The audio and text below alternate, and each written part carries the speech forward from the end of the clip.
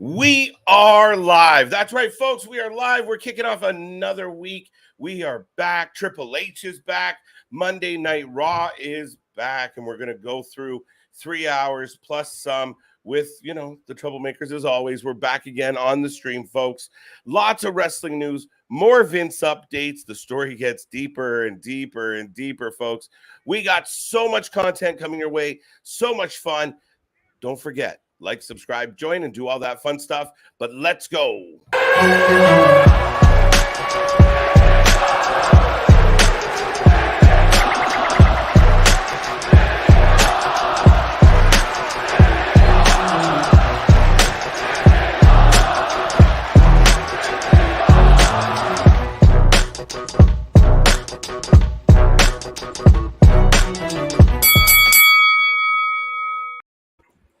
Ladies and gentlemen, we are live. That's right. We are live. We're always live. We're back at it after a really fun weekend this weekend. Big shout out to everybody that came along. But before I get to all that, I will remind everyone we are the Wrasslin for Life Network. I am KJ White, the man they call Mr. Every Night. I am the Iron Man of YouTube. And I am joined by, kind of my right-hand man, the guys swinging from that side, this side, that side. There you go. The Baron of Banter, the Master of Mischief, the Troublemaker, the one, the only, Big Nick. Yes. Hello, Internet people. Thank you for joining us for another monumental Monday Night Raw from MSG. The new Triple H era in control. More stuff coming out about Vince. We were supposed to have Logan Paul tonight, but it looks like him and Miz have already kicked off the show. Battling it out in the ring. Rey Mysterio's 20-year anniversary. Roman Reigns right now actually kicking off the show. He's going to be in a 6-man tag. It's going to be a hell of a night tonight. Yeah, man, I can't wait. Lots of action, lots of storylines, lots of rumors. Edge is supposed to return. Oh, Lord, there is a lot on the docket. I'm about to see Dominik Mysterio turn on his dad, and I don't care. We might get the answer of if Bray's coming tonight. SummerSlam, bro. SummerSlam. Maybe more hints, but I think he's SummerSlam, it belongs to the Eater of Worlds, and I think we're going to see that again this year, one way or another. The jury's out. Hope everyone out there is having a wonderful Monday. We got Monday in the books, folks, so 1 down, 4 to go. The weekend is almost here. You can feel it already. It's right there, right there. I mean, I don't know what it's like where you are, but damn, it's been hot. And let's hope the show is a little hot tonight. It should be, with all this stuff going on with Hunter's now in charge of good old Papa Paul's in charge of creative now. And Vince is now, they're having to do re-go into the books for the past couple of years and go over their finances. And now we're hearing talks about the federal investigation is what pushed up Vince's retirement. Pretty much everything we predicted happened. It's true. It really is true. Like, I mean, we talked about it. And before we came on stream, I mentioned, like, when I saw him skipping out of that ring, I got that vibe of, like, Vince just said goodbye. Like, the last thing we're going to see him doing is just skipping away. And that, I mean, it's funny to me, but that's what it seems like. He just, goodbye, everybody. And he knew it. He knew what was about to come. I know the conversation wasn't yesterday. It wasn't the other day. Like, they got to him and said, listen, man, this is about to hit the fan in a fucking serious way. We got to come up with a plan B here, because letting you do this is not going to work very well for business. It's not going to work well for our brand. And we need to keep this going, especially even if we want to sell it. We have to be able to sell it at some type of value. Oh, yeah. Like that, there's still that speculation out there that they're going to try and sell it. But to me, this is the ultimate, like, Triple H comeback redemption checkmate story of he had his little medical issue. They took everything away from him in NXT. And then now all of this comes out with Vince. And now his wife's the co-CEO. He's in charge of talent relations, in charge of creative, got everything he wanted and more. Vince is out. Shane's out. It's crazy. Right. And it's almost like, do you picture him like messaging like the other guys like Sean and Kevin and being like, bros, we did it. Right. We did it, bro. Took over. The Click wins. Right. The Click has taken over wrestling. Sean's still involved somewhere. And I mean, It's funny because I know CJ threw it out there, and by the way, folks, CJ says hi and fuck Spectrum. But beyond that, he pointed out their stock went up $8, Oh I yeah. believe. So, and people are optimistic. Like, what does this mean? And a lot of the people that we bitched about are being pushed out or minimized. Yeah.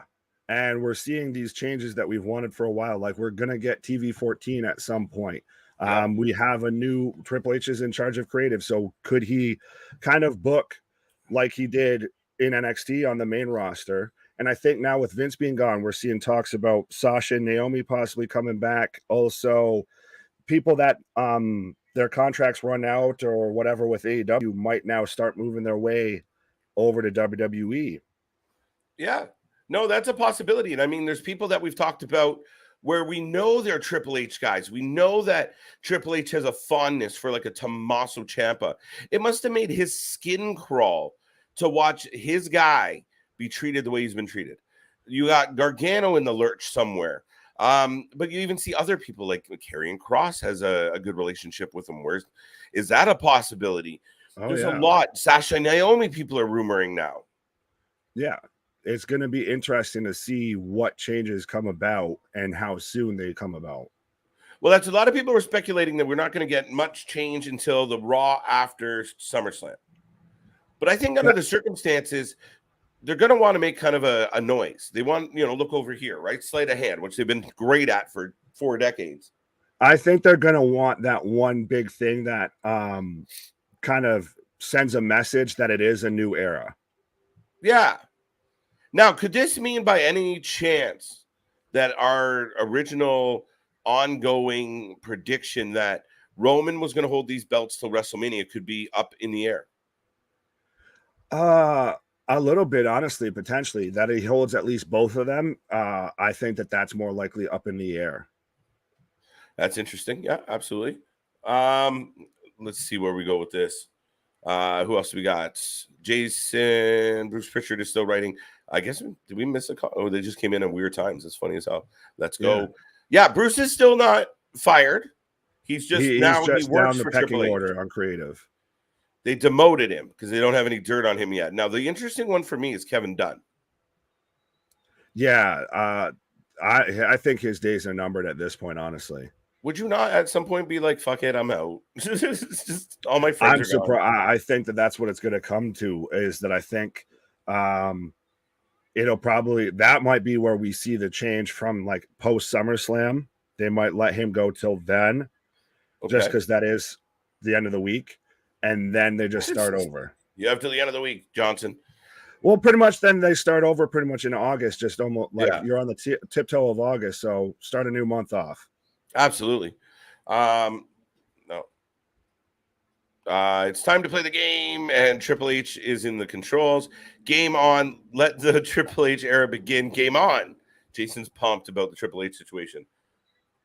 I can't say I blame him. Right? Well, here, for those who don't know, Triple H is one of my favorite of all time.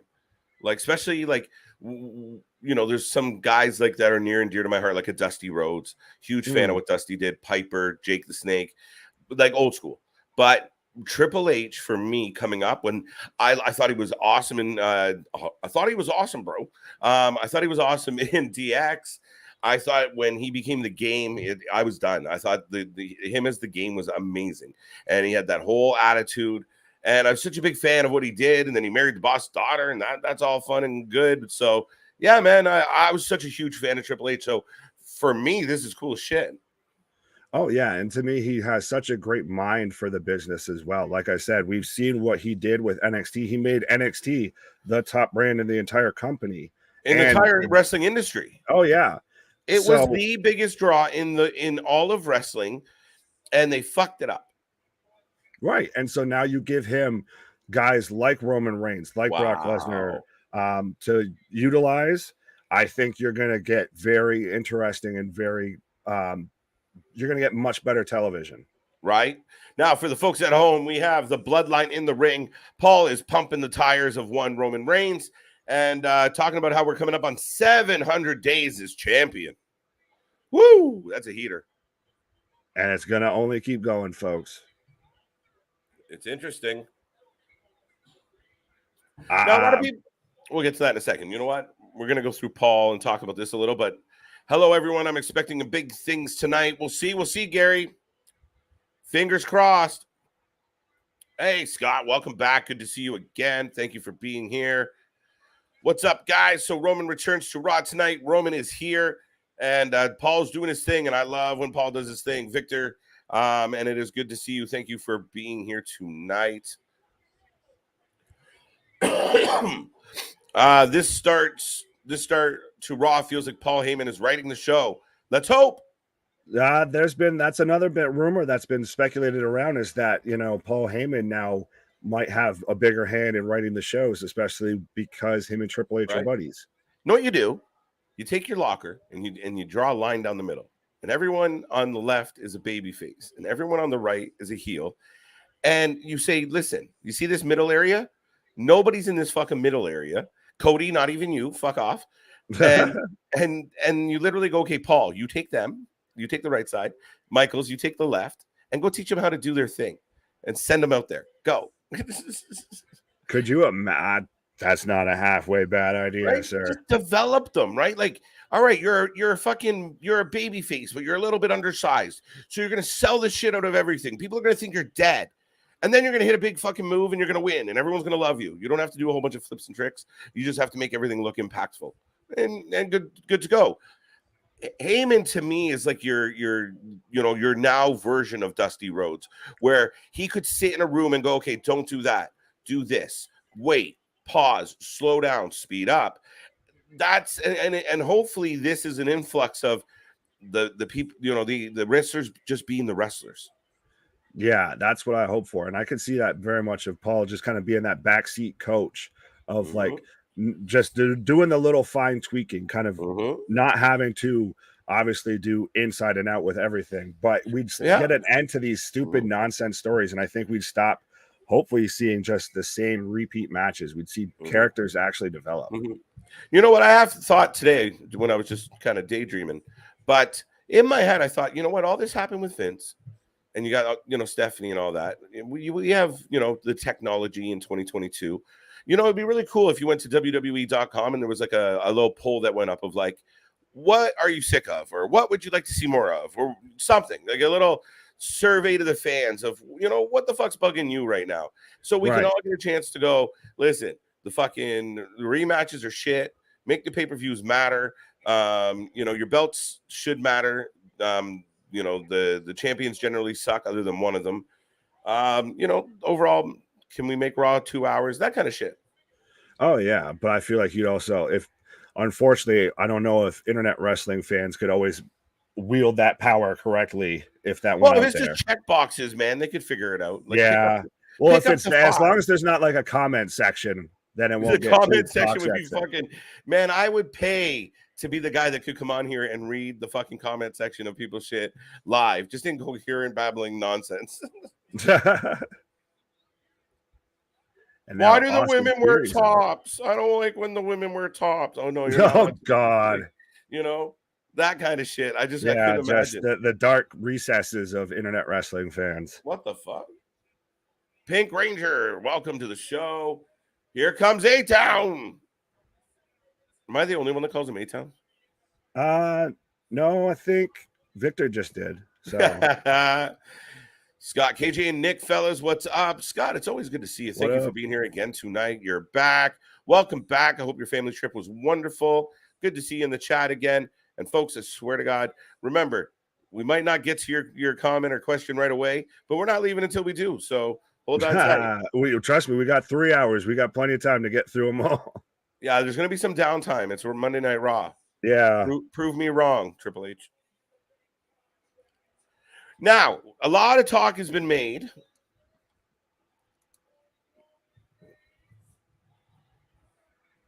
A lot of talk has been made about the fact that you have a lot of guys that are optimistic. Oh, shoot, Triple H is here. Maybe things will change for me.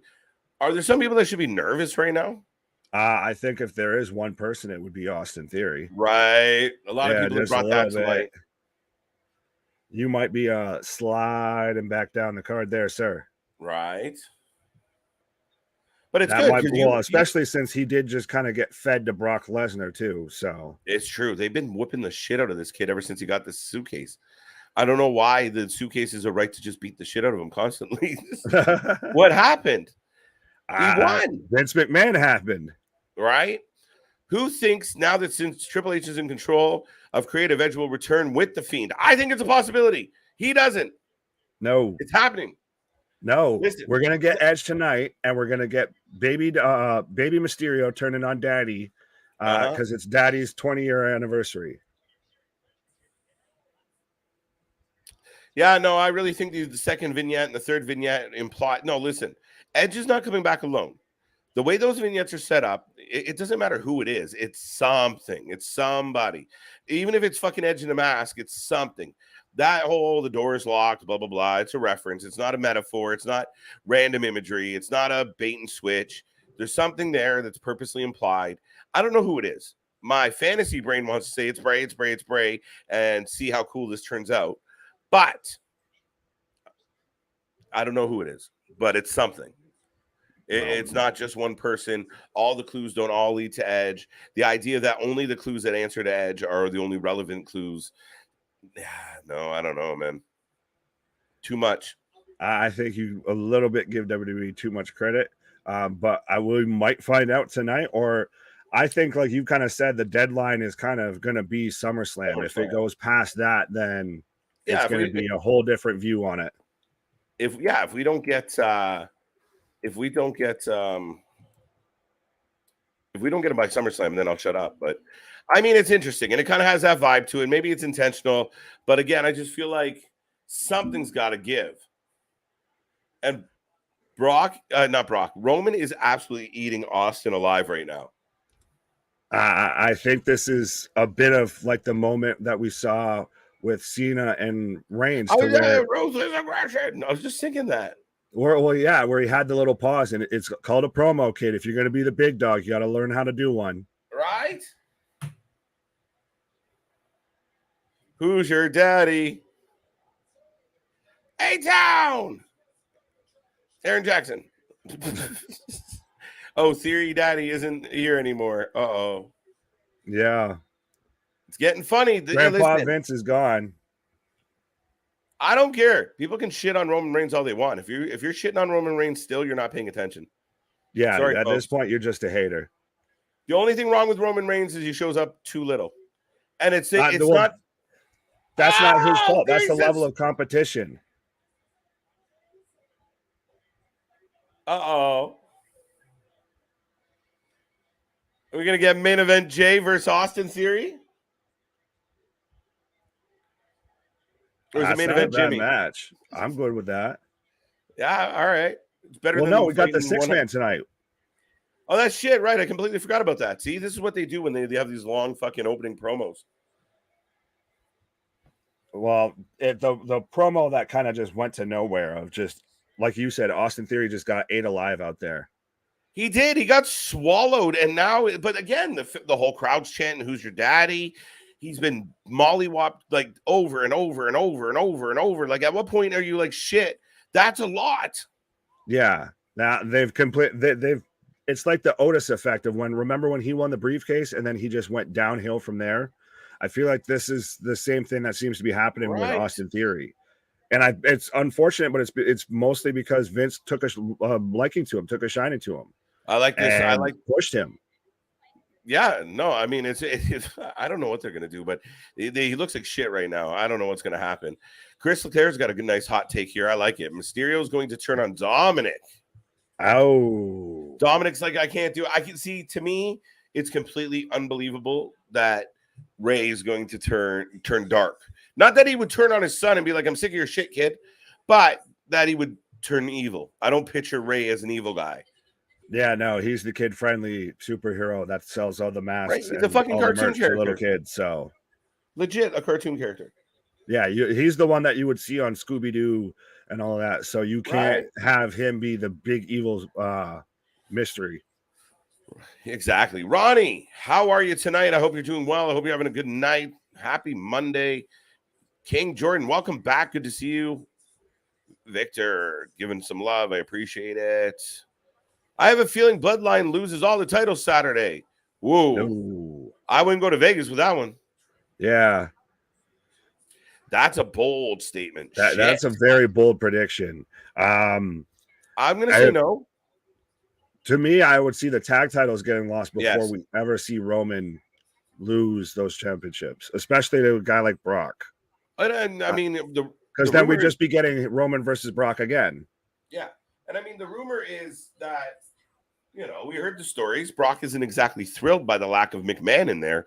So the idea that they might give him the strap, was that a concession? Like, come back, we'll make you champion. Maybe, but I doubt it. Oh, no. There's still even the whole speculation that might have just all been a kind of a work to kind of mess with the reporters. Or sometimes reporters just say shit or hear things out of context and run with it. Right. Can't wait for Dynamite Wednesday. Bryan Danielson returns. Yeah, Victor, my favorite wrestler, my favorite current wrestler. It's nice to see him back. And he made me laugh at Comic-Con when he announced it because he just leaned in and was like, kick his fucking head in. Exactly. Fucking drilled him. And I was like, all right, I like this guy. He's back. This is good. Let's go. So, and Darby gets flattened out by the House of Black at Comic-Con as well. Yeah, I like how they're doing that now. Like, you don't see that even with WWE, to where they're using events that they go to that are just like press events and all of that they end up getting involved in an angle. It's a little shotgun Saturday night-ish. Yeah, I mean, and the WWE can brag about like, oh, most fucking, I don't know, posts or impressions more than the Super Bowl and blah, blah, blah, blah, blah. Fine. But I mean, the overall social media game of how AEW kind of lets their folks work it and kind of build up their own brand, it works. And I mean, little things like that help. Yeah. Why not? Do everything you can to get notoriety. Absolutely. Some love for Victor.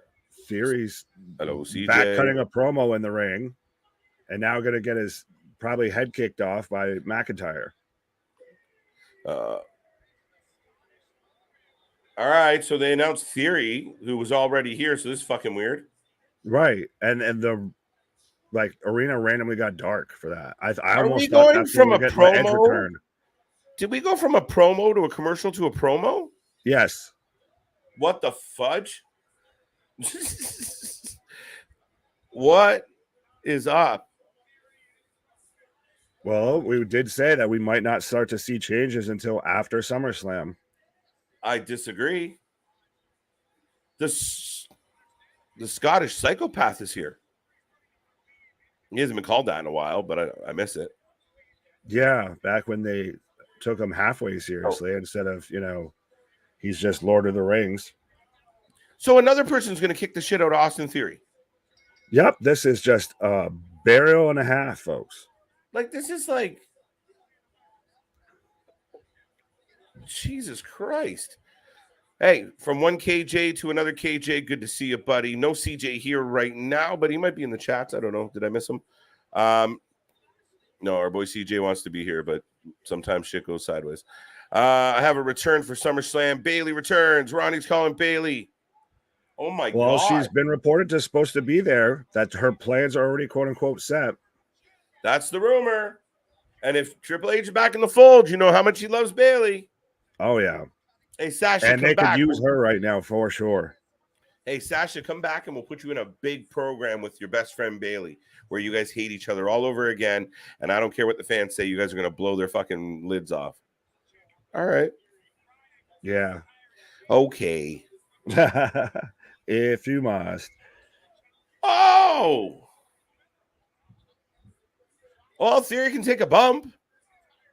Yeah, like I said, I don't know if this is just because we all kind of know that he's Vince's guy, that they're just throwing the freaking leather to him. Of first he gets, emasculated by Roman, and then now he's going to probably get his head kicked off by Drew. Like, what did this poor guy do besides just Vince liking him? Mm-hmm. Now, Ronnie's saying that Theory's going to win at SummerSlam. I don't know, man. I don't see it. Everything he's done has been hapless. I imagine he tries to win it at SummerSlam and fucking blows it. I think he could end up being one of those people that ends up losing the briefcase Oh, to somebody else. Drew McIntyre being absolutely rude to this kid. He just threw that man. Fuck him. Austin Theory wins. I got that one. What's good, Aaron Jackson? Welcome to the show, buddy. Thank you for tuning in tonight. Good to see you. I think I'm okay. We're catching up. I like this, Nick. We're doing all right. It's because there's a Theory McIntyre match going. Mighty Moose. Mighty Mouse. Because we went from promo to commercial to promo.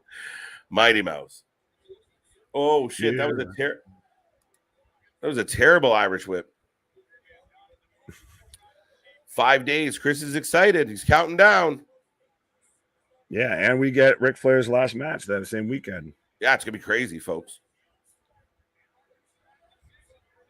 Oh, future shock. Future shock.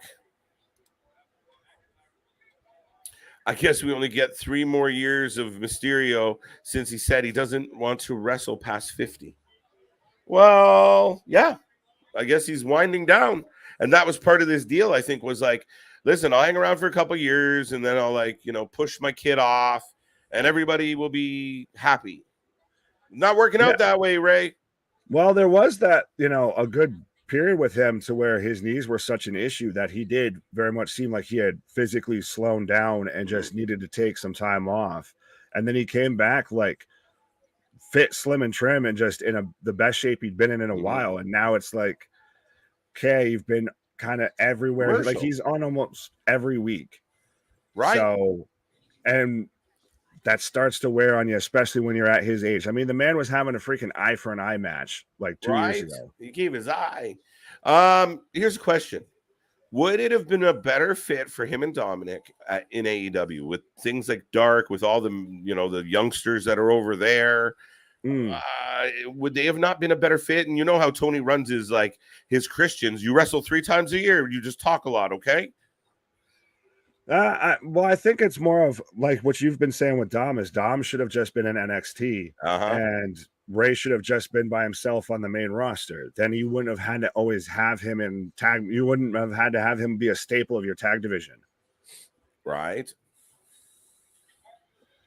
Well, oddly enough, Theory is not having a good month, which is weird because he did win the Money in the Bank this month, but since then he's been a punching bag. Yeah, this man's getting embarrassed tonight is what's going on. Ever since he won that Money in the Bank briefcase, I don't know if they've soured on him or if this is just somehow they think that this is going to bring him down to build him back up, but it's not. It's sad at this point. No, it's a weird approach. Like it really is. Like, what are you doing? All right. Victor, what is Victor laughing at? I gotta roll back up. What did I miss? Oh, laughing at A-Town. There we go. It all makes sense now. Maurice is supposed to be here tonight. Really? I didn't see that one advertised. Did anyone see Darby get beat up at Comic-Con? Yes. That was crazy. I like that they just choked him out, laid him on the table, answered a question or made a comment. I didn't hear what he said, and then just walked off. I thought it was wicked. Yeah, that's Brody King's new thing. It's like that Hangman style. It's amazing. So cold. Oh yeah, simple. Especially because he's so big. And if he locks it on, people should go out. I don't give a shit who it is. And he's such a big man. Like fuck. Well, and with such a small guy like Darby, it looks super impressive. It looks super scary and super realistic. It really does. It looks like a dude with his teddy bear. Yeah. I'm going to love it and hold it. I will pet him and stroke him and name him Darby. Rey's matches with Andrade stole the show on SmackDown. Rey and Andrade had a couple good matches. I'm not going to lie. I'm a big fan of Andrade. He just can't find a way. He can't find his groove. And Escobar's doing his gimmick better. Yeah, well, and now Roosh is kind of taking the spotlight too. Roosh is good, though. Oh, yeah. It's funny. He came out and I'm like, oh, I know Roosh. Why did they call him a Roosh? I thought it was Rush. I'm getting a soccer commercial. I'm back in action. All right. You're ahead of me. August 5th, the Premier League. Yeah, great matches actually. And Andrade had good matches with Drew McIntyre in NXT. Yeah. Yeah, no. No, I won't lie, I kind of blanked there for a minute. It happens. Same thing happened with The Miz when he won it the first time. Yeah, right. True. Good comparison. Right. Theory's really going to get a beating at SummerSlam by the almighty Bobby Lashley. Here's the weirdest shit about this rematch. Who wins? It sucks for either one of their careers right now. Yeah. Right? And if Theory loses and then goes on to win the title, I'm going to throw up. If Theory wins, then he's a triple champion. That's funny as hell. Twice. Really, a triple champion? Well, yeah. Well, you'd have the briefcase, and that's saying if he does actually cash in and win, which I hope to God not. What if he wins the U.S. title and then tries to cash in and blows it, and now he's back to the U.S. champion? I could see that. I'm honestly thinking that they could be at a point to where they have him lose the briefcase to somebody else. Well, I thought maybe if he loses it to, say, Seth, or depending on when Cody comes back. Well, I thought they were hinting at that with AJ showing up, but AJ just showed up to beat the shit out of him like everybody else. It was AJ's turn. Yeah, well, and then you had the whole thing with Dolph. Yeah, and then Dolph kicked him in the face. Where's Dolph? Right. Now, one of the names that's been bandied around is Bobby Roode. So maybe the Dirty Dogs are going to get back together. Roode, Triple H put Roode on, and I mean, well, yeah, he looks like a mini version of him. And how funny is this shit? Eli Drake, my buddy LA Knight, is no longer part of Maximum Male Models, but the report is that he was difficult. And yeah, no. Well, that's the thing that bugs me is you have all these older wrestlers, the past retired wrestlers that come out and say, "Well, yeah, damn it, kid, if you don't like something, you got to go and stick up for yourself and go and talk to those in charge and make a name for yourself and stand up for yourself." And then now, whenever athletes do that, they're difficult to work with. That happened with Bray. That happened with Keith Lee. That happened now with LA Knight, Eli Drake. Context is king. You fucking take me and I'm rolling a fucking hot gimmick and I'm feeling good and the crowd's into it and I'm getting over and I like it. And then you say, listen, we're going to promote you, but we're going to make you completely different and fucking horrible. Yeah, I'd be difficult too. I'd be really fucking difficult if I worked my whole life to be a professional wrestler. I made it to professional wrestling. I got really good at it. I deserve credit. I deserve treatment. And instead, I'm doing jobs for fucking everybody in your developmental when I shouldn't even be there. And then when you finally give me look, I'm getting dark, folks. When you finally give me a shot, oh, here comes Sheamus and Butch and Ridge. Yes. Boo. Boo. Theory wins by DQ, and Sheamus is out here with the shillelagh. Wait, does McIntyre win by DQ? Yes. Shit. Sorry. Here comes Bobby. I think Bobby should retain this title, be a champion for quite a while, and have the fucking U.S. Open Challenge every week, and let him wrestle. Absolutely, we will like him. Yeah. He's big, he's powerful, he's impressive, and Christ, they're now doing that with Wardlow with the TNT title. So why not do that? You've done it before with the U.S. title. Why not do that again with somebody as imposing as Bobby Lashley? Do it. Why not? And then Lashley can get over on wrestling and not talking. Right. Because if he has good matches week in and week out and week in, everyone's like, fuck, Lashley's good. But we see him fight guys like Goldberg, and we're like, oh, fuck, he's all right. And then he talks, and you're like, eh. And then you take his heater away, and we're like, fuck's sake. So, yeah, trying to develop that affection, that love for Bobby Lashley's been a challenge. Like, you just don't book him in a place where we want to be happy for him, or when we do try and get behind him because we see what he looks like, we see what type of athlete he is, you just continually fucking ruin him. Yeah. Well, and then they build him up with the Hurt Lock or with the Hurt Business and have MVP with him. So he's got a mouthpiece then at least. And then they screw that up and give MVP to Omos, which that's kind of dead in the water at this point. So they need to actually get behind Bobby and stay behind Bobby. Yeah, and I mean, you don't have to give him a gigantic push by any stretch. Like I said, just let him wrestle. And if he wrestles well, he'll get over.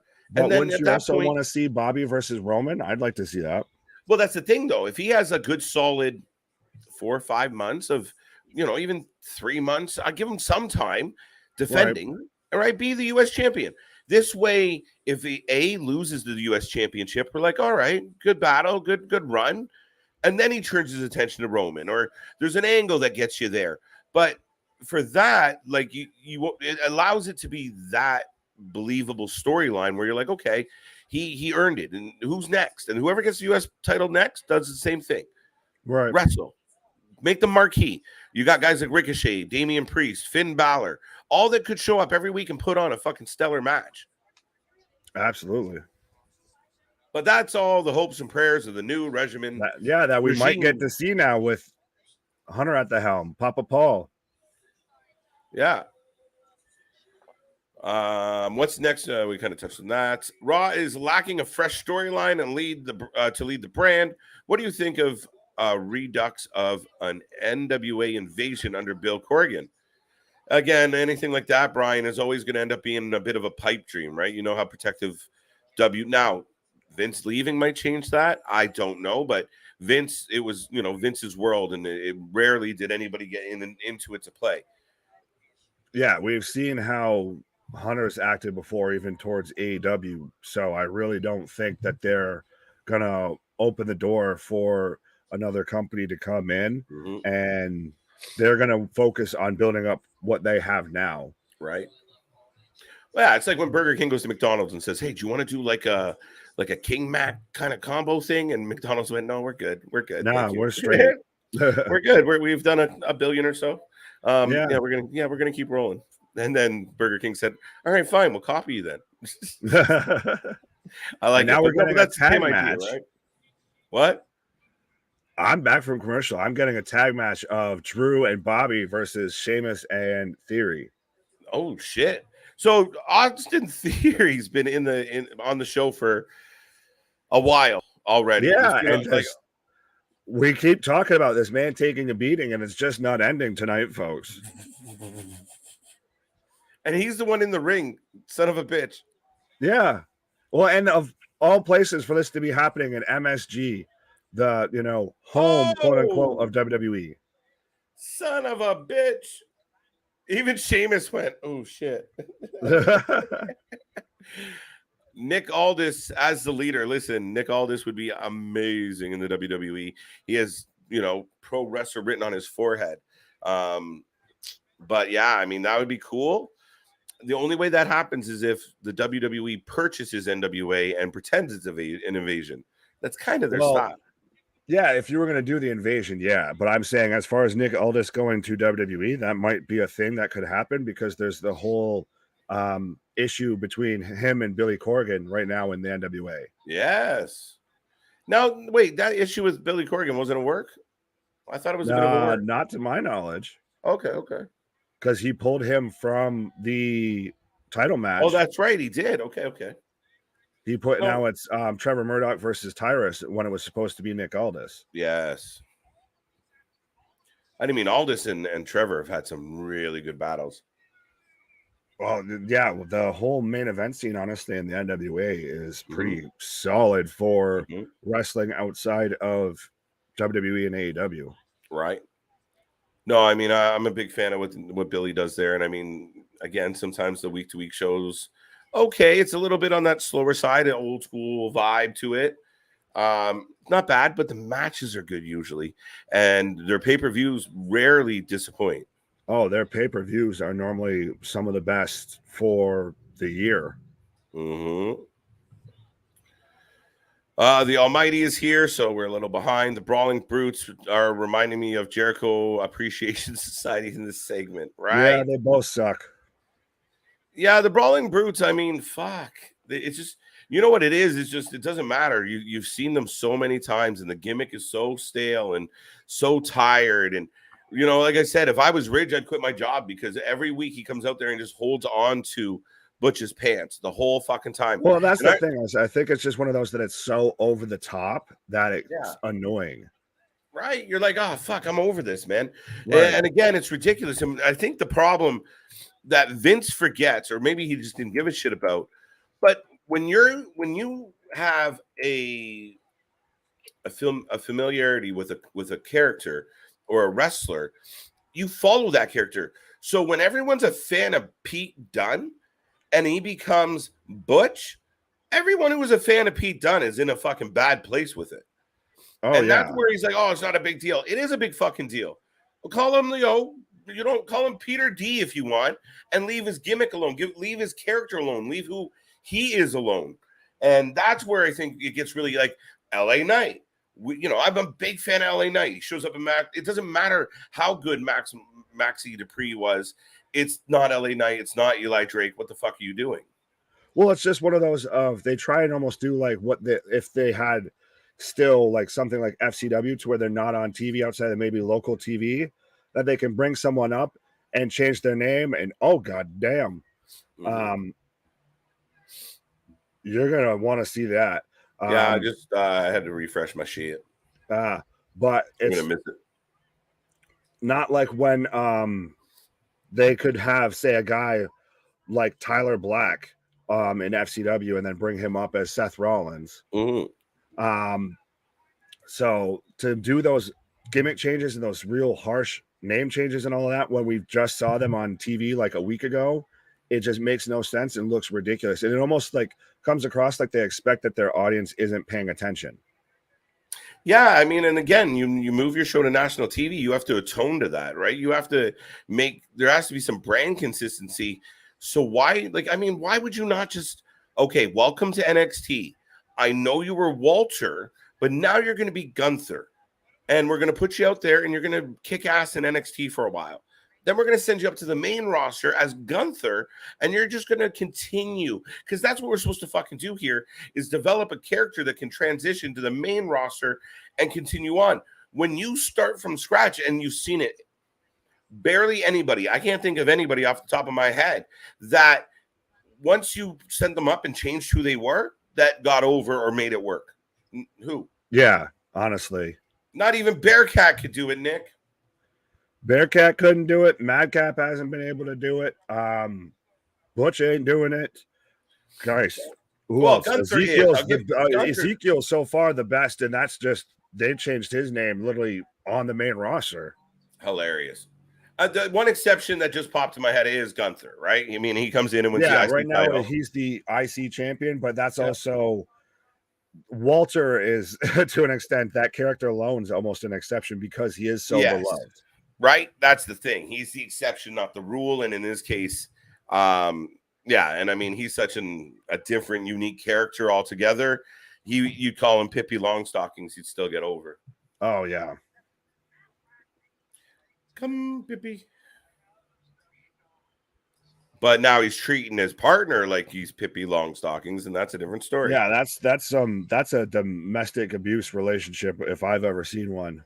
Right? It's fucking atrocious. It just makes no sense, and it's weird that they're doing that, but they never want to reference Imperium. They couldn't bring them both up. Yeah, but I think that's the frustration, right? Like, again, and I'm not going to beat this too much longer, folks. But thank you for tuning in. We are the Wrestling for Life Network, where we're just rambling about wrestling. Raw's on in the background. I'm in commercial. I hope you're in commercial. Yes, I am in commercial as well. Yeah, man. I mean, you're like, oh, Imperium's awesome. They get called up. You're like, hey, that's good. Oh, no, Eichner's going down. We're going to change. That's the issue. Just leave them together. We were already following them. So if they show up and they're badass on the main roster, you already have a fan base who's like, woohoo. You break them up, and then you treat, your Ludwig's getting beat every week. He doesn't wrestle anymore. They were legitimately one of the best tag teams in wrestling. And you fought and you took them apart. Walter was one of the best champions in wrestling, and he held the NXT UK title for a ridiculous amount of time. Like, and now that they want to act like that didn't happen.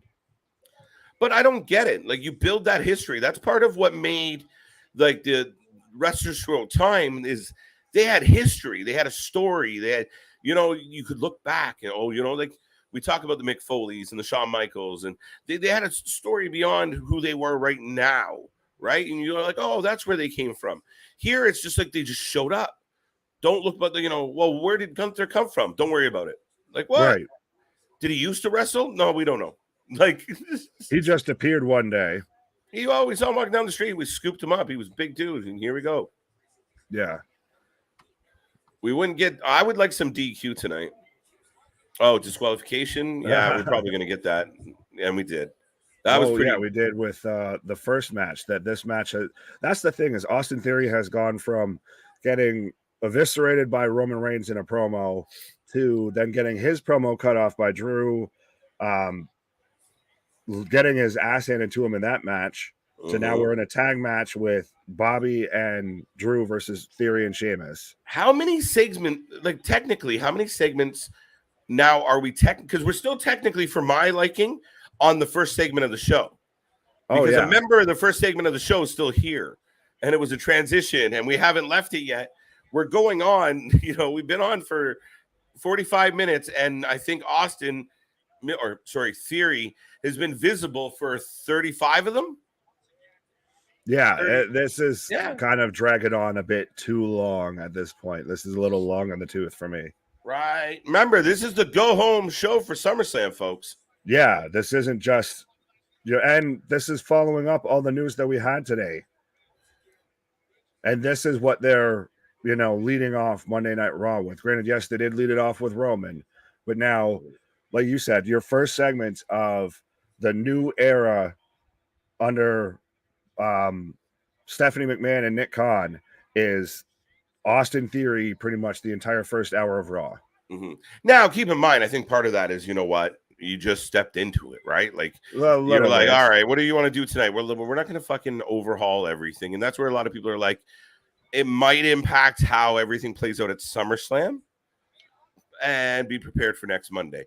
Be prepared for Friday. Be prepared for the following Friday, because now they're going to have some time to go, okay, what on the Rubik's Cube needs to move around to make this fit a little better.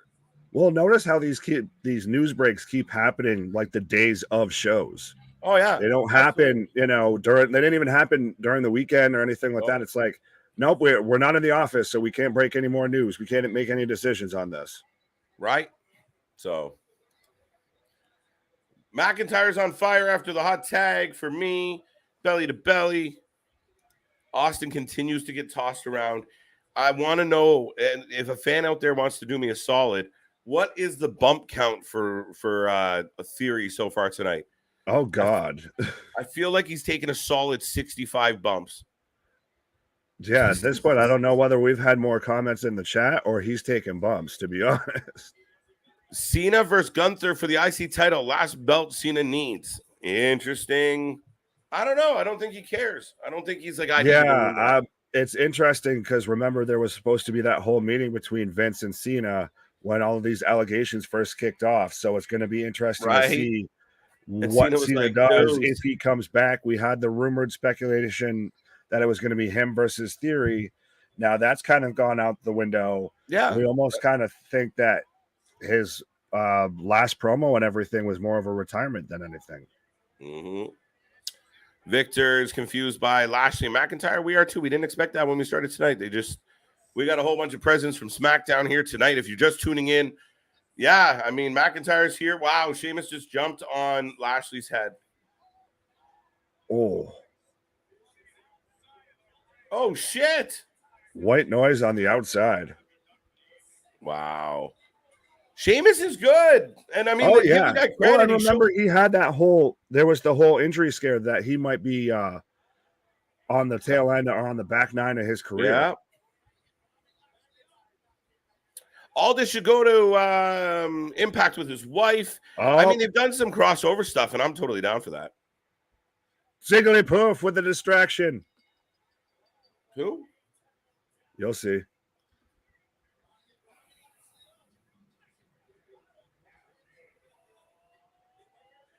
What the fuck? Zigglypuff. Dolph Ziggler just standing there at ringside with Austin Theory's phone, and that distracts him enough to get the Hurt Lock in. And now we just keep cutting to Ziggler just flexing his tux or his suit. Everybody hates Theory. New name of Raw. Everybody's fucking with Theory. McIntyre beat him up. Dolph beat him up. Who beat him up last week? AJ beat him up. Lashley keeps beating him up. Everybody's beating up Austin Theory. It is fucking hilarious. Roman destroyed him in a promo. Like, it's just, it's insane. What I don't know what this man did to piss everybody off, but yeah. Is this the thing where he like loses, so it makes when he wins a big surprise? I think that's what they're trying to do, but no one cares enough. Oh, it doesn't end. What do you mean? Okay, Drew and Lashley are hugging for me. Oh, who's the camera angle means he's gonna get jumped. Oh, for fuck's sake. I haven't seen a wrestler treated like this since Lana took the beating she did for 10 weeks after her husband left. Yeah, to where it became a competition of how many times she went through a table. Right? They even put the briefcase on his chest like they're burying the poor guy, literally on the stage. This man took a job to everybody tonight. Yeah, he literally got his ass whooped by half the roster after getting thrown around and F5 twice onto his briefcase by Brock on Friday. And the poor bastard's getting a "you deserve it" chant. That BS 24/7 title needs to be getting rid of or turned into a TV title. I say just toss it. Yeah, at this point, just give it to R-Truth and end it. Yeah, let him retire with it. Right. Come out with a new title and make it a TV title. Don't carry any sort of lineage from that. No. I don't think you need a TV title. You have two of those that you never use properly. That is true. So just use the two TV titles you got properly. You don't need any additional titles. Use your IC belt, use your US title, and use them. And then actually use your women's belts as well. And allow them. You might have room for the tag belts too, the women's tag belts, if you can convince Sasha and Naomi to come back. I have a feeling. I'm getting a Rey Mysterio package. If you didn't know, it's 20 years of Rey Mysterio. It happened about a month ago, and we're celebrating it now because it was someone more important to celebrate it at the same time. Hi, John Cena. Sorry, Ray. Yeah. Sorry, Cena's a little bit of the bigger star there, I guess, Ray. But yeah, 20 years in WWE. Yeah. The biggest little man. I love you. His debut on WWE was one of my biggest pops ever. I fucking came unglued when he debuted on WWE. Yeah.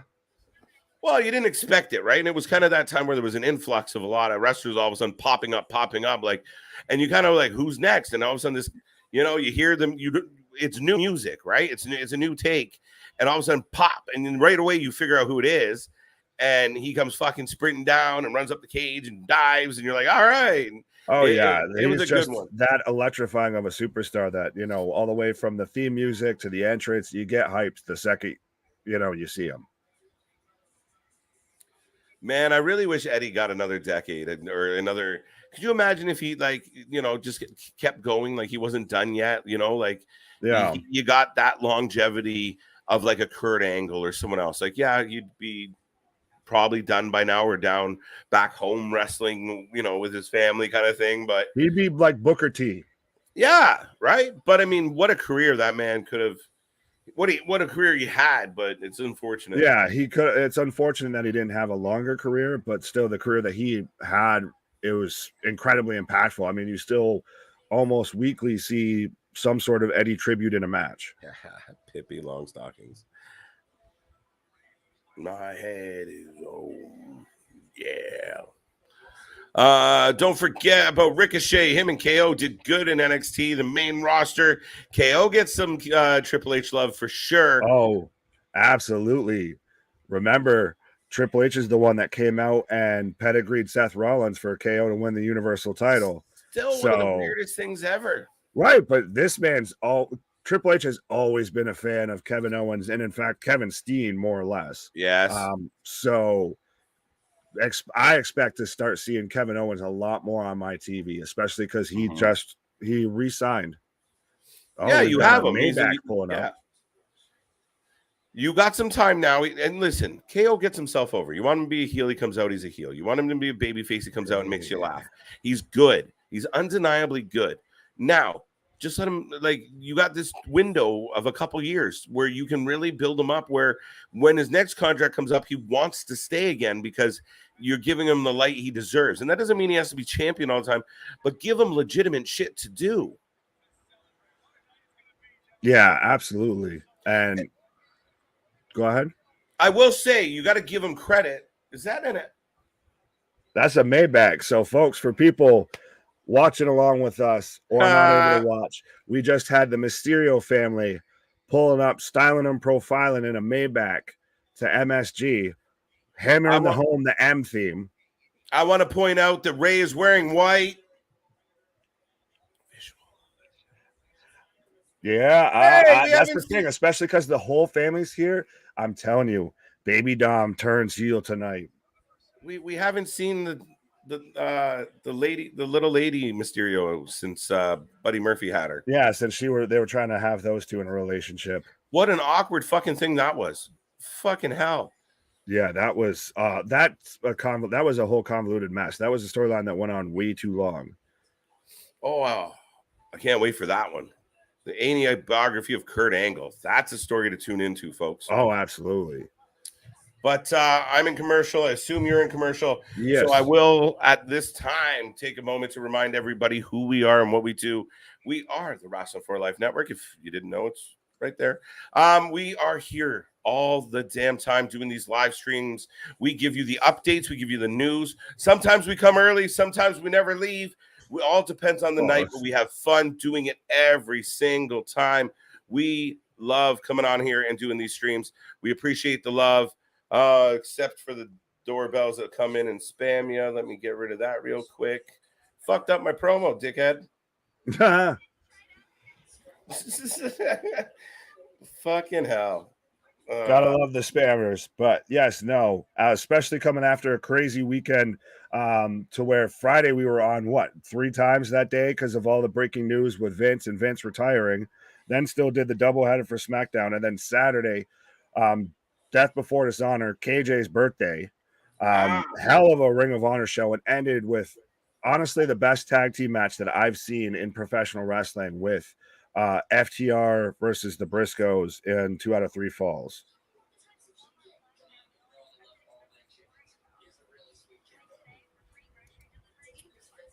Oh, motherfucker. Where are we? All Walter right, held the... Are you coming back? So, ladies and gentlemen, like I was saying, we are here all the goddamn time. We are doing our thing. We are not stopping. And yeah, it's been a lot of fun around here. And yeah, or if anybody's looking for a date, if anyone's looking for a good time, apparently you can go here and get scammed and God, bust one in your palm.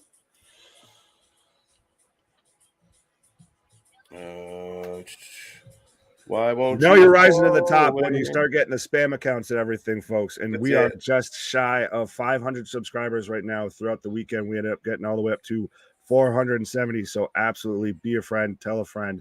I know I'm going to be probably giving away a shirt once we hit 500 subscribers. Right.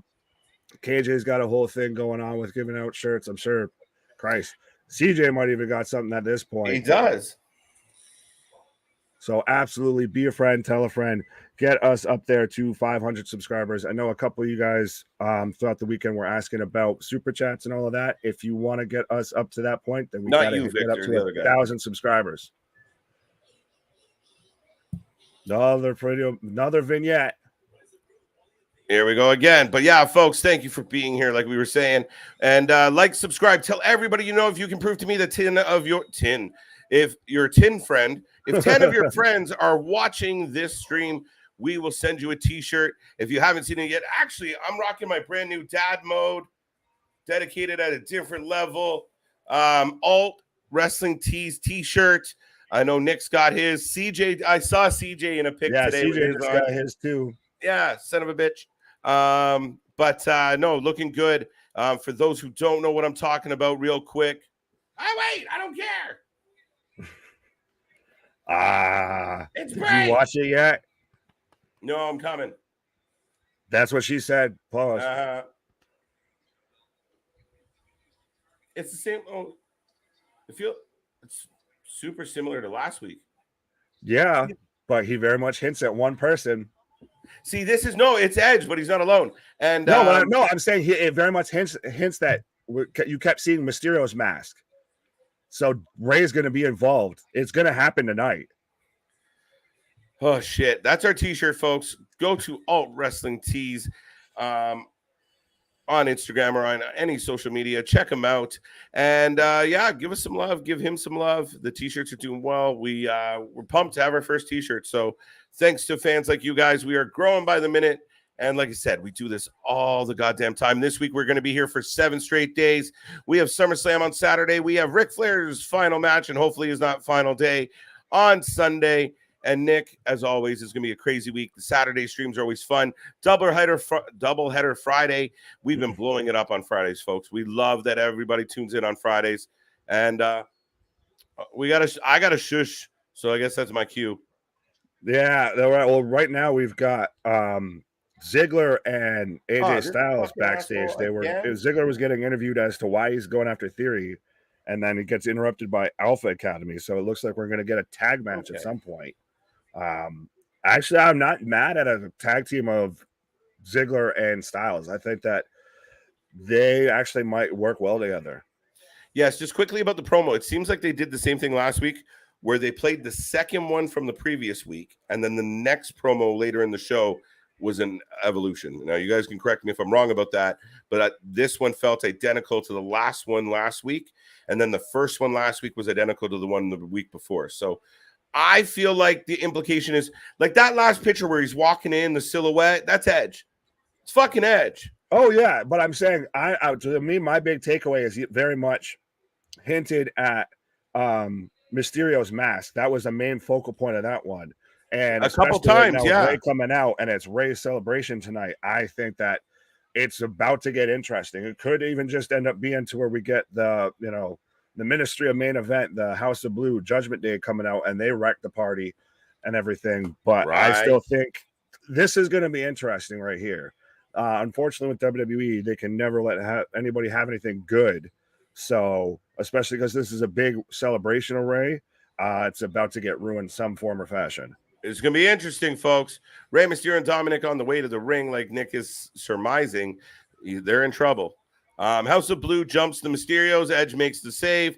That's kind of what Nick feels.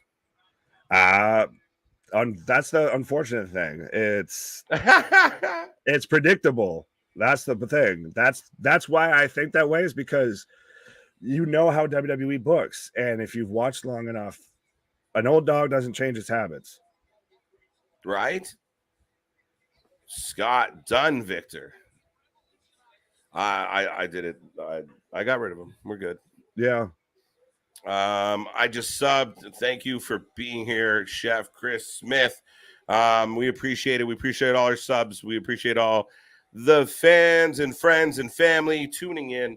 And we're having a good night tonight. We're rolling through. I guess we're into the second hour, and we'll find out what this means. Now, a lot of speculation. Now, Chris did hot shot tonight that what if it's Mysterio that goes evil? That doesn't work for me. I mean, he's wearing on the purple now. He's got on the purple and gold. Yeah, teaser. Spoiler alert. Another promo. What do you think, guys? Am I crazy? It can't be Edge alone. Oh, wait. This is oh my God. You know what they look like? Like when the family's on Family Feud. And no matter what the fucking answer, great answer, yeah, go! What the fuck? Why are they all in the Is- back? They can't come out and watch the show like everybody else? They can't be at ringside. 20 years and his family gets a change room? They get a locker room and a cake. And Don looks incredibly like Eddie right now tonight. Man, you keep saying that. It's not nice. It doesn't mean I'm wrong. Touche, motherfucker. He's got the little stash going in, and he's even wearing their Los Mysterio shirt. That's him and Dom, or that's Ray and Dom, like Eddie's old shirt. Yeah. Tijuana. I guess I missed a lot out. No, we got lots to go, and we're here constantly. So subscribe, and you won't miss anything. Click the little bell. Lots of stuff coming your way, and you never know when we're gonna pop up. We did 2 hours randomly on Vince McMahon on Friday, and then went live for fucking 3.5 hours. Yeah, so far the only thing you've missed tonight is just Austin Theory getting buried to hell and back. Just half the roster got to get their licks in on Austin Theory tonight. Yeah, it was like fucking initiation night for Austin Theory. Yeah, that he took his lickings tonight. Is it just me, or is Dom like moving the exact same like footsteps as his dad? He's just mirroring him. Yeah, mirroring his I do like dad. his shirt, Like, the Lucha dude. Legend shirt. Dean, hey, I think that's now the second time in a row Dean Malenko has been mentioned on stream. Maybe we were talking. Well, actually, this week, I mean, in the last couple of days, we were talking about Diener on Saturday night, of course. Right. And he's got a compelling story, really great story. Oh, I know, but especially though, if you played the 2K, like where they have the Mysterio like pathway and everything, it just literally feels like something out of there. Right? Yes, finally. Dolph Ziggler versus AJ Styles would be a great bonus match for SummerSlam. It would be good, but they're both babyface. Are they going to team up? Yeah, I'm wondering what the hell's going on with Dolph, because he just kind of shows up in a suit and then walks off. I don't know what the fuck's going on with any of that. Like, Theory has no clear direction, though he has a match with Lashley, but everybody wants to beat him up. But then, I don't know, dude. Like, they brought McIntyre over from another show to kick him in the face. Like, it's so weird. Yeah. Oh, by the way, true or burial. false? If you bend your sword in public, you can't play with your sword in public anymore. If you bend your sword in public, A, seek medical attention. B, I would suggest you call a lawyer shortly after if you're playing with your sword in public. Yeah, right. Big shout out from Ray to Eddie. See, this is where Dom, if he's going to turn, this is the time. Mid-speech. And he's like, I love you, Eddie, and just kick him in the back of the head. Right. Get it over with. Let's go. Eddie was my dad all along. But Eddie, that's the thing, is Dom looks huge compared to Ray. It's funny. Son of a bitch. Well, Victor, we'll keep you up to date as much as we possibly can. Hopefully the rain subsides.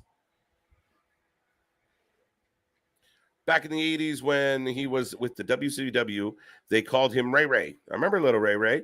I remember his K-Dog days and where he took the mask off. Oh, the Filthy Animals. Yeah, where he actually had animals.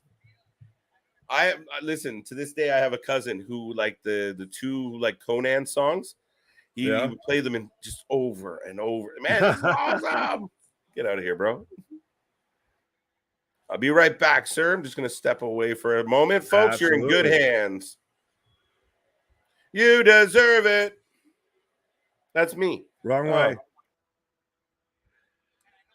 Yeah, so right now we have just Ray giving his ceremonial speech celebrating his 20 years in WWE. And right now he's shouting out Dom, which Dom's rocking absolutely the Kentucky waterfall there of the Eddie Guerrero mullet.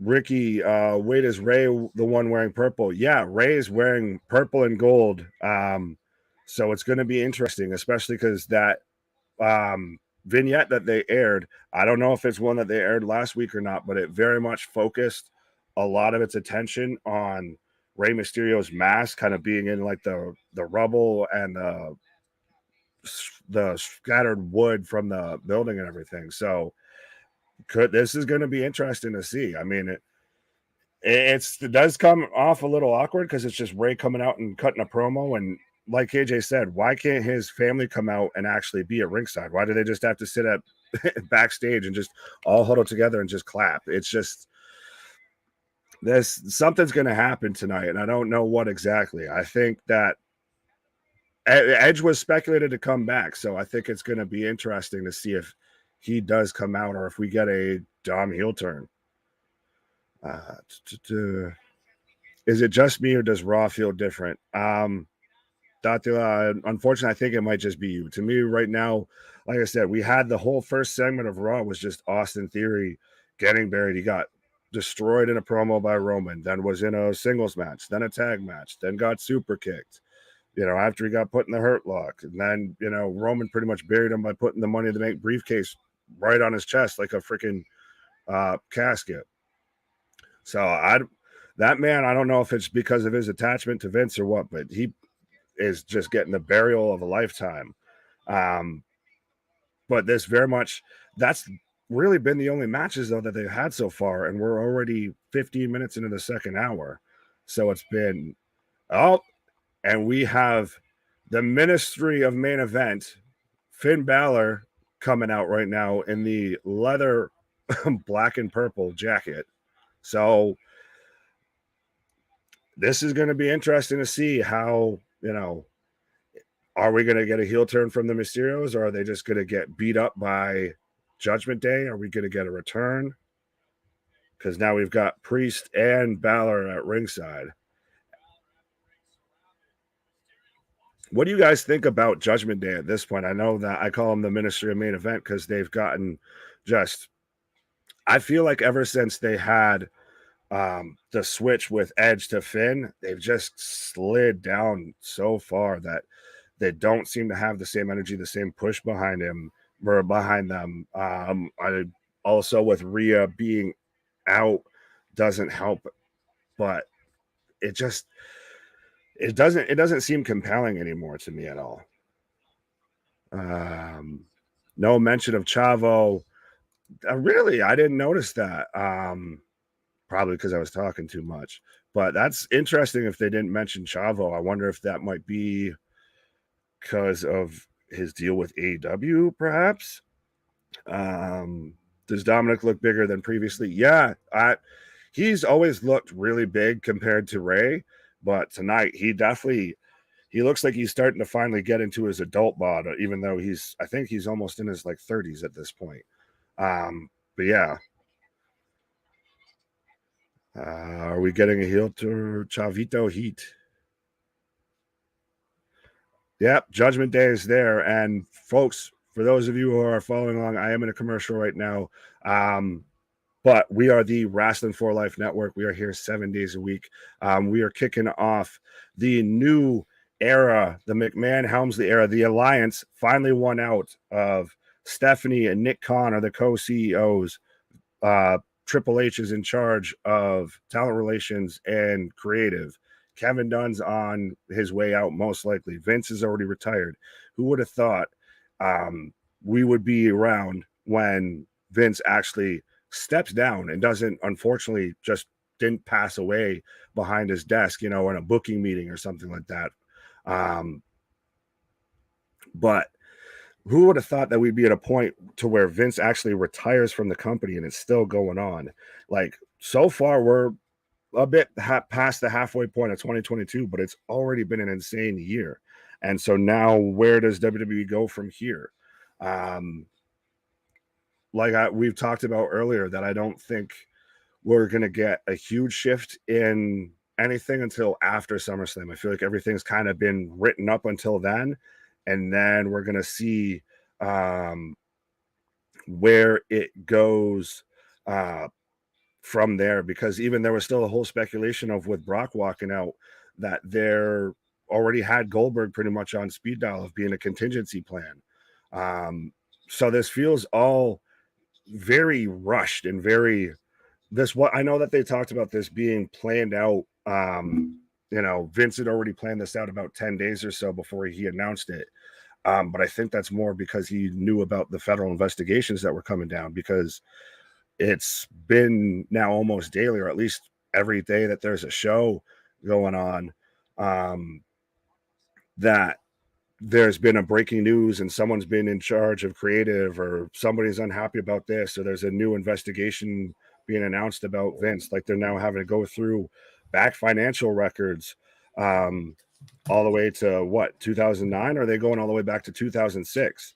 And even then, the dollar amount too ended up being higher, to where it's now 14 and a half, almost $15 million that this man was paying in hush money to people. Like, this little black mark just keeps getting bigger and a little bit bigger and a little bit bigger.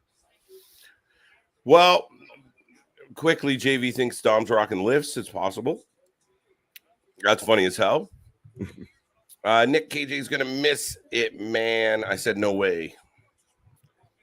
Don't miss it, bro. I don't miss a thing. Oh, and now we've got a tag match. That was expected. That was booked, right? That was booked? I didn't know that was booked. I just knew that we had the celebration. Okay, I thought that was a thing. No, I'm surprised. I do like, you know, Balor with the black and purple, but I just wish that he wasn't being looked at just kind of like an enhancement talent at this point. I mean, this is Prince Devitt from New Japan. Right?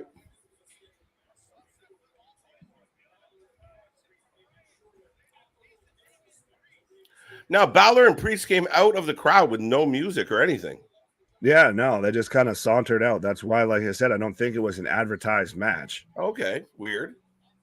Well, it's still, now, how do you feel that they don't have, like, say, even Adam Pearce just pop out and announce a match, that wrestlers just kind of get to walk out and just make someone go ding ding and there's a match?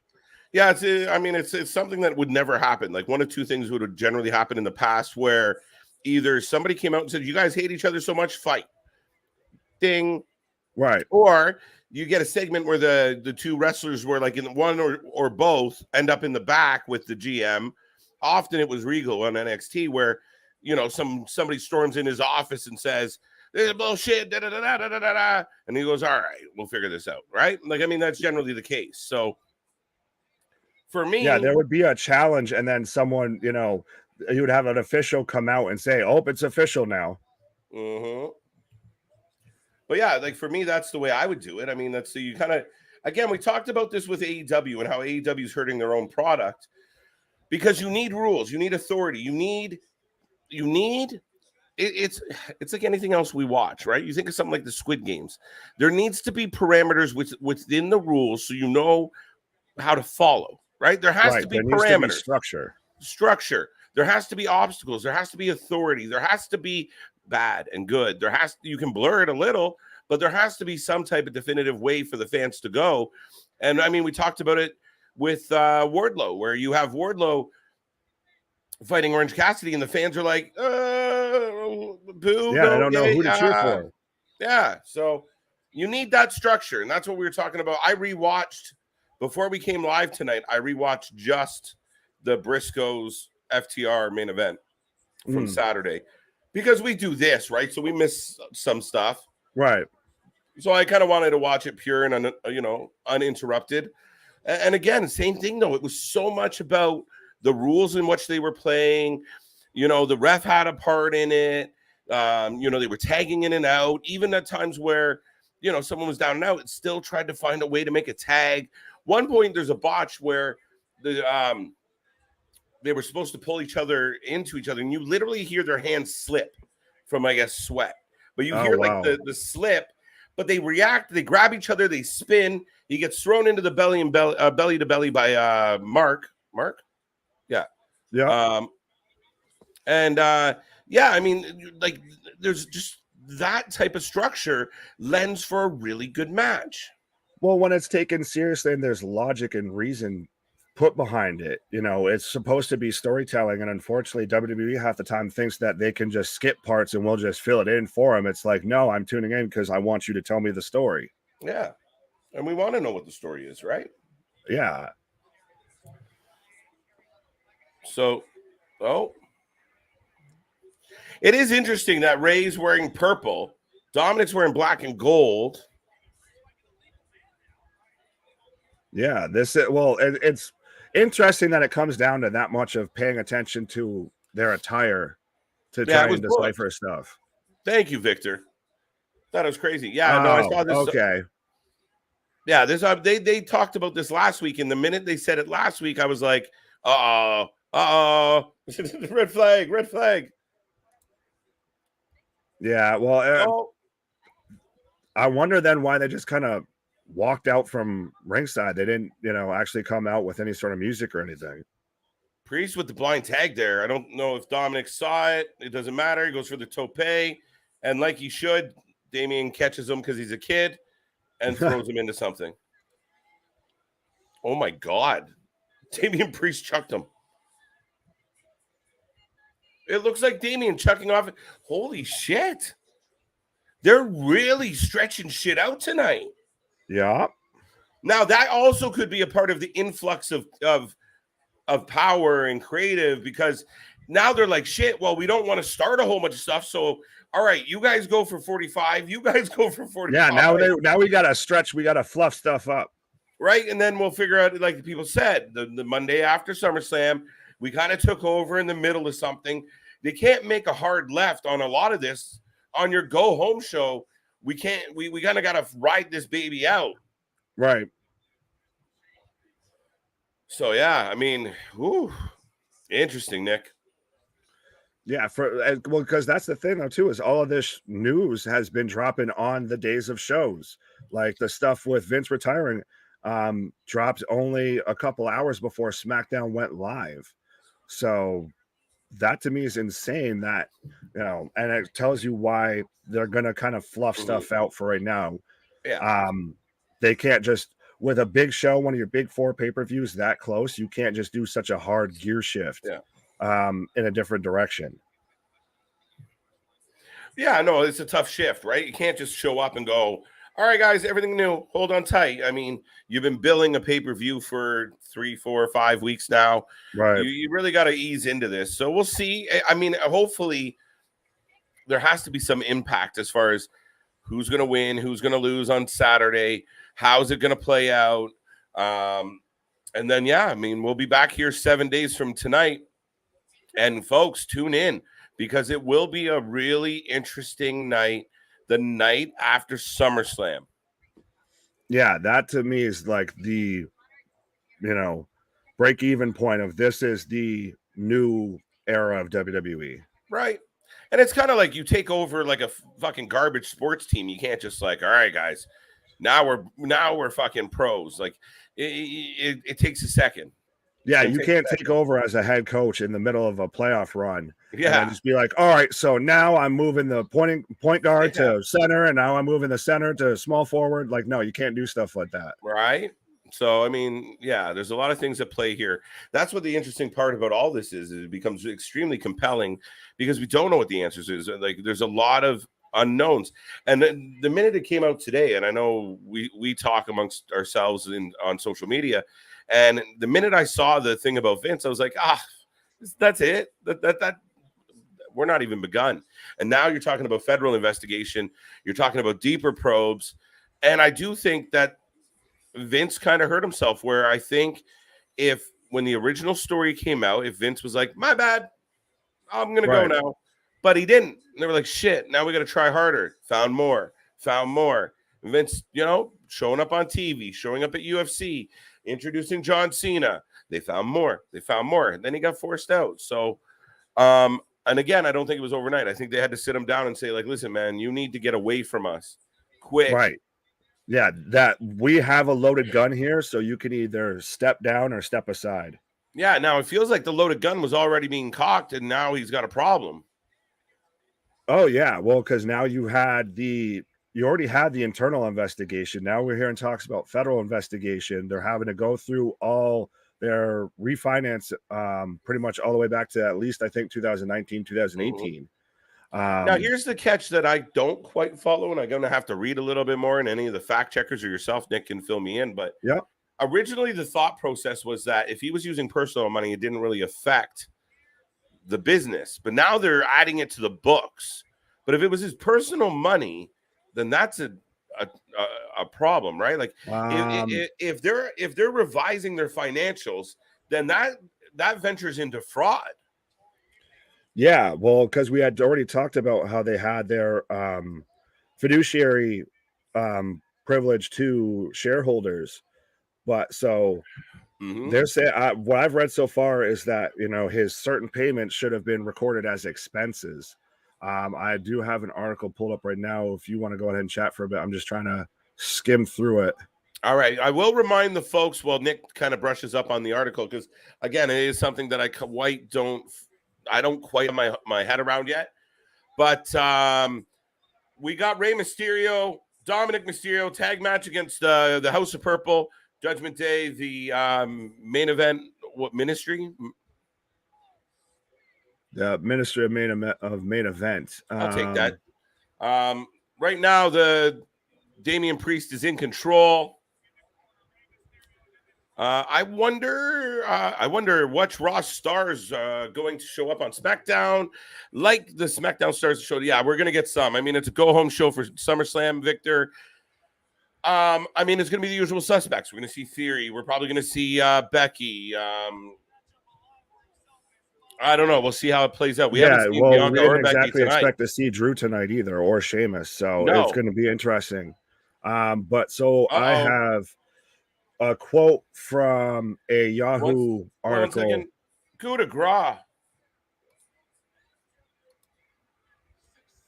Oh, okay. Sorry, I'm a little behind you, but Dominik just broke up the pin and gets kicked for it.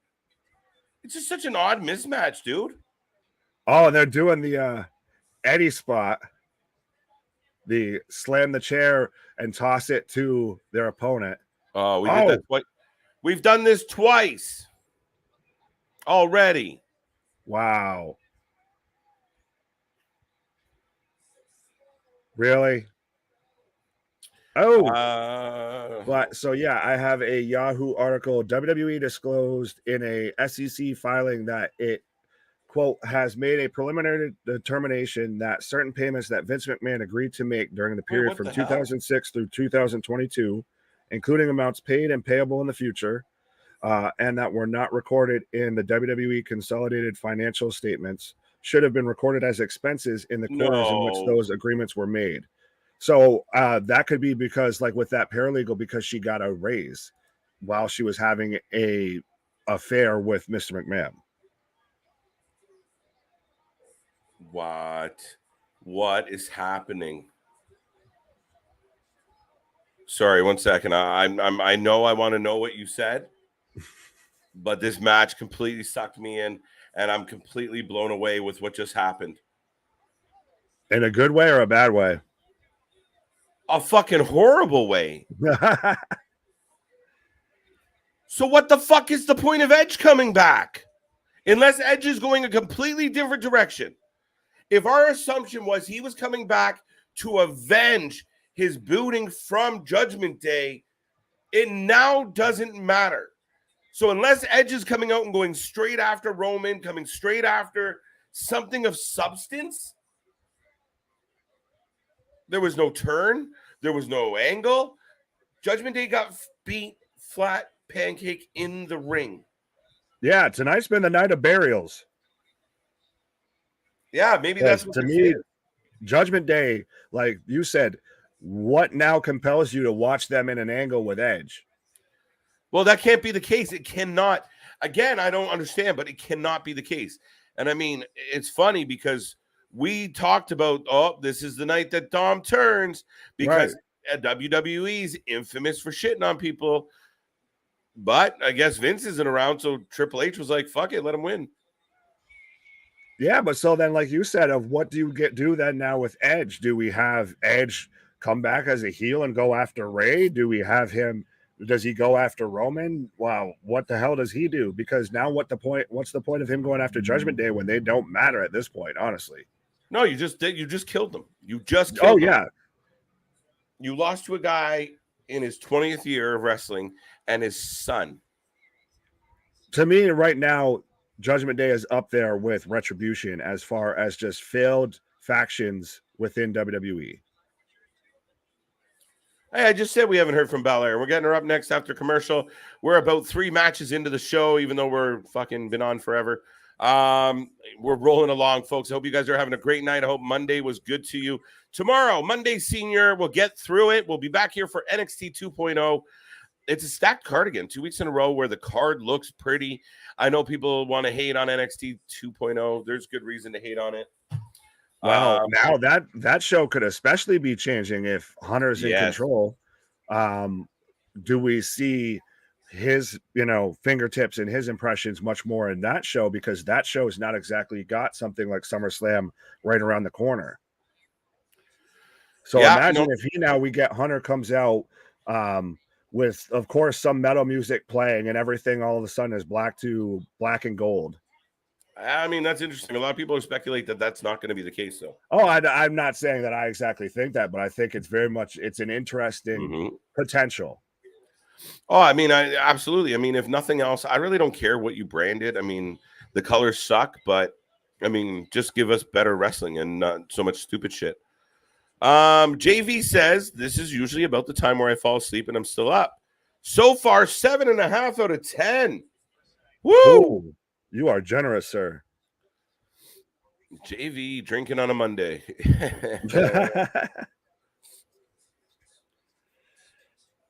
Yeah, I don't know what you would give this so far, but to me, this has like I said, this has been the night of burials.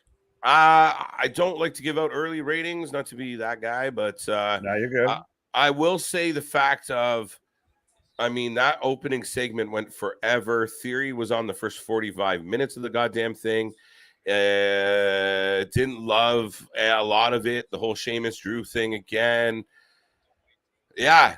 I mean, Theory just got buried, and then we went into another long segment, and then another long segment. Again, there hasn't been a whole lot for me to dig my teeth into, and I'm completely shocked and disappointed with what just happened in that tag match. The tag match itself wasn't great. I don't know, JV. I'm not on your wavelength tonight, buddy. Or you can be the New York Jets, where no matter what coach we still suck. Yeah, the Jets be Jets. Right. Yeah. Sup, Tamron? Welcome to the channel. Welcome to the show. I hope you're doing well. I hope you're having a good night. Gary, Dominik was missing quite a few marks tonight. Yes, he was, because he's a kid. Yes. Mysterio wins. Yes, he did. Edge is coming back to Judgment Day. Like, why? Like, what do you mean? Like, he's just gonna show up, just come back and be like, even though you kicked me out, I'm back. Like, what does he walk in, beat the shit out of them, and then kind of shake them? And I am Judgment Day now. Yeah, no, I'm confused, but because I mean, even if he was gonna come back to Judgment Day, you kind of want Judgment Day to have some value. Damian Priest and Finn Balor, 2 great wrestlers, just lost to the Mysterios. Yeah, I mean, granted, it is Rey's celebration, so yeah, but fuck that shit. Got to give him the win. Well, but that's the thing is, we expected WWE can't let anyone have anything nice. That everybody loses. Well, let Rey beat Tozawa on his fucking birthday. Like shit. Yeah. Let him beat Rey. All right. I feel like there's something about this family party that's gonna get fucked up. Yeah, that's why I'm halfway. The one uncle. Oh, we got the tequila out. The one uncle there in the suit. I guess a lot of them are wearing suits, but the one older uncle, or is it the dad? I don't know who the fuck he is. This guy here. Folks, we're definitely, I believe, probably TV 14 now, because Rey just downed straight to the neck a glass of tequila. Attaboy. Oh. This guy here is the best. The uncle with the salt and pepper hair. The cousin or whatever with the Mets jersey on is just the hero of this. Oh, that's cool. He's got the old Mysterio outfit from the match with Eddie at Halloween Havoc. I feel like his daughter's I don't know. She's different now. She's Just let yourself go. Different as in matured or different as in a different person? I don't know. Oh, Rhea's back. Wearing Wait. a I'm Your Poppy shirt. So he should give that suit to Dominik. Dominik would fit it. What? Uh-oh. Wait. I still got this bullshit. Oh. Ah! I don't want to ruin anything, but I'll just say, oh. Where to, Stephanie? That's what they're doing right now. Wait, little Rhea looks like a badass. Oh, yeah.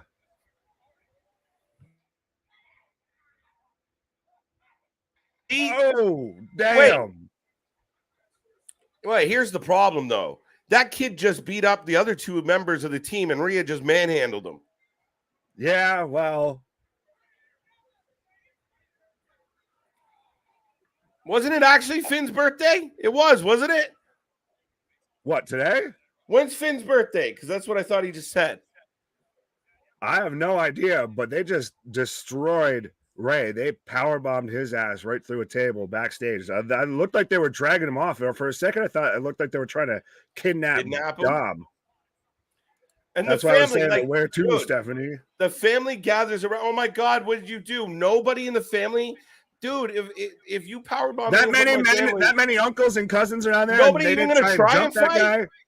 Not one guy drinking all that tequila. Nobody thought to crack a bottle. Nobody feeling foggy. No one wanted to leave. Bro, this Judgment Day Rey Mysterio shit gets worse by the fucking second. That backstage segment just made it worse. They got beat. Mm-hmm. So what? They put him through a fucking table. You just got beat in the ring. Do you guys not realize that the match is actually more important than the backstage shit? That he should have got put up through the table before the match, and then we can go from there. But no. Your badass faction just lost, and we don't give a fuck. That's terrible. House of Black better. Yes, they are. They weren't, but they are. Man, that's fucking true. Edge had sneaked it out, right? Like, Edge had changed it a little. Yes, you can. I knew that was coming. Good timing. All right, sir. Yeah. You do your ting-ting. I'll be here. All right, folks, you're stuck with me for this commercial break. Nick's going to go stretch his legs, get some fresh air. But if you didn't know, that's who we are. And we are partway, how long are we? An hour and a half into the stream tonight. So we got about half of the show to go. Am I wrong? Am I just picking on the show? Am I being too critical? The whole angle right now doesn't make sense with, like, really? Nobody even grabbed them. Nobody said, hey, there's no pushing and shoving.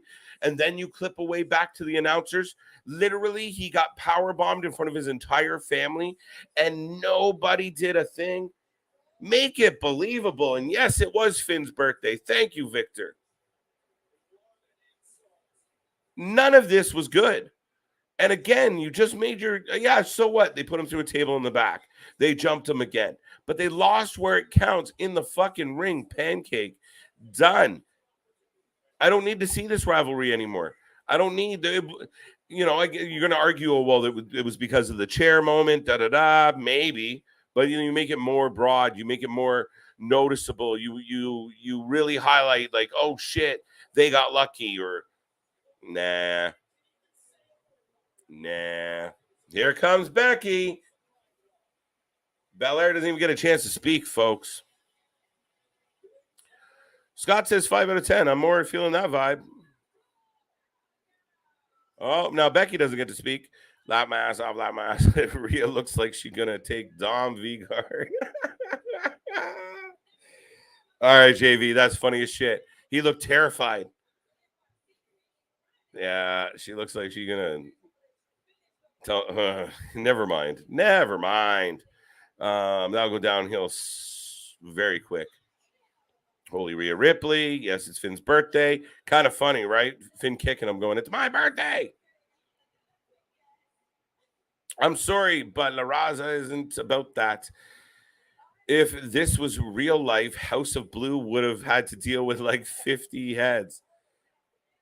No, that's what I mean. Like, you don't expect the Uncle Mysterio and all the other guys to win, but you expect them to run over and there's a pushing match and they do the old the Hall and Nash. Okay, don't hurt us. We're out.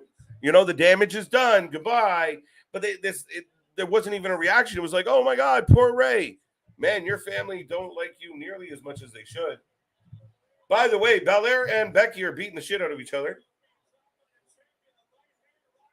They wasted no time. They just got into it.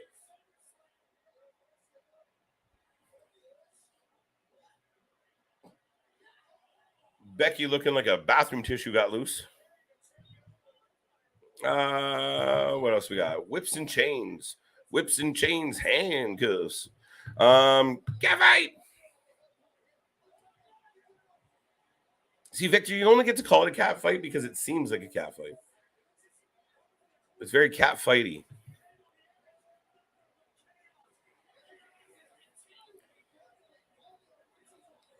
All right.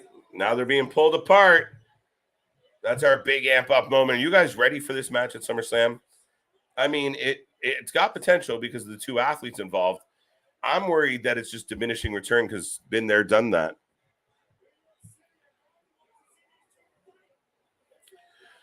Those are plants, but the guy in the Mets shirt is Ray's son-in-law.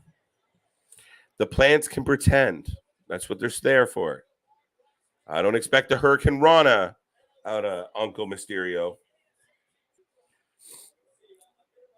All right, folks. If you Nick's a lucky bastard. Good break time, Nick.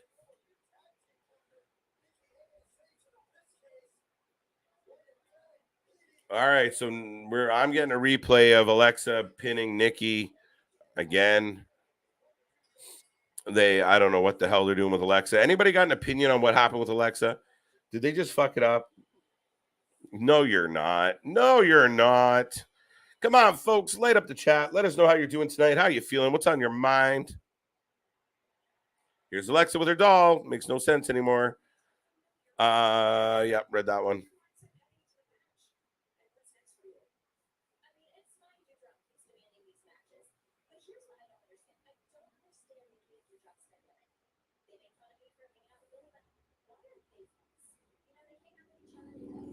Sorry, I'm watching Alexa. That sounded not right.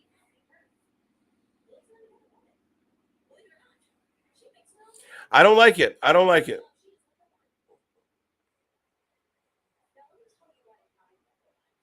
Oh, wait.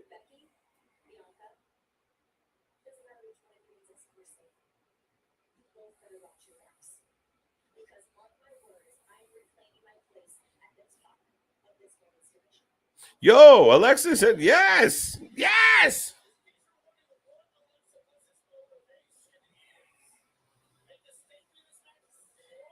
There we go, folks. That's much better.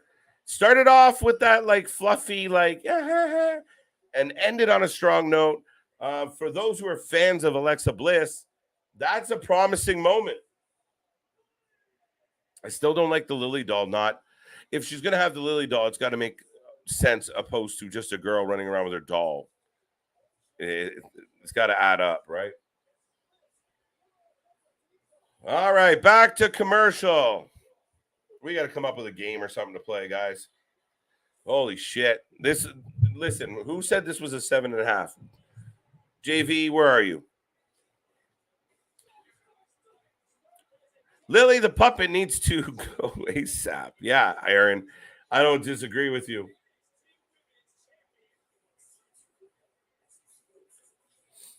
NXT 2.0 tomorrow night. I just got the commercial for it. Do keep in mind, Zoe Starks did win the 20 Women Battle Royal to be your number one contender, and I think she's got a great shot to take this, guys.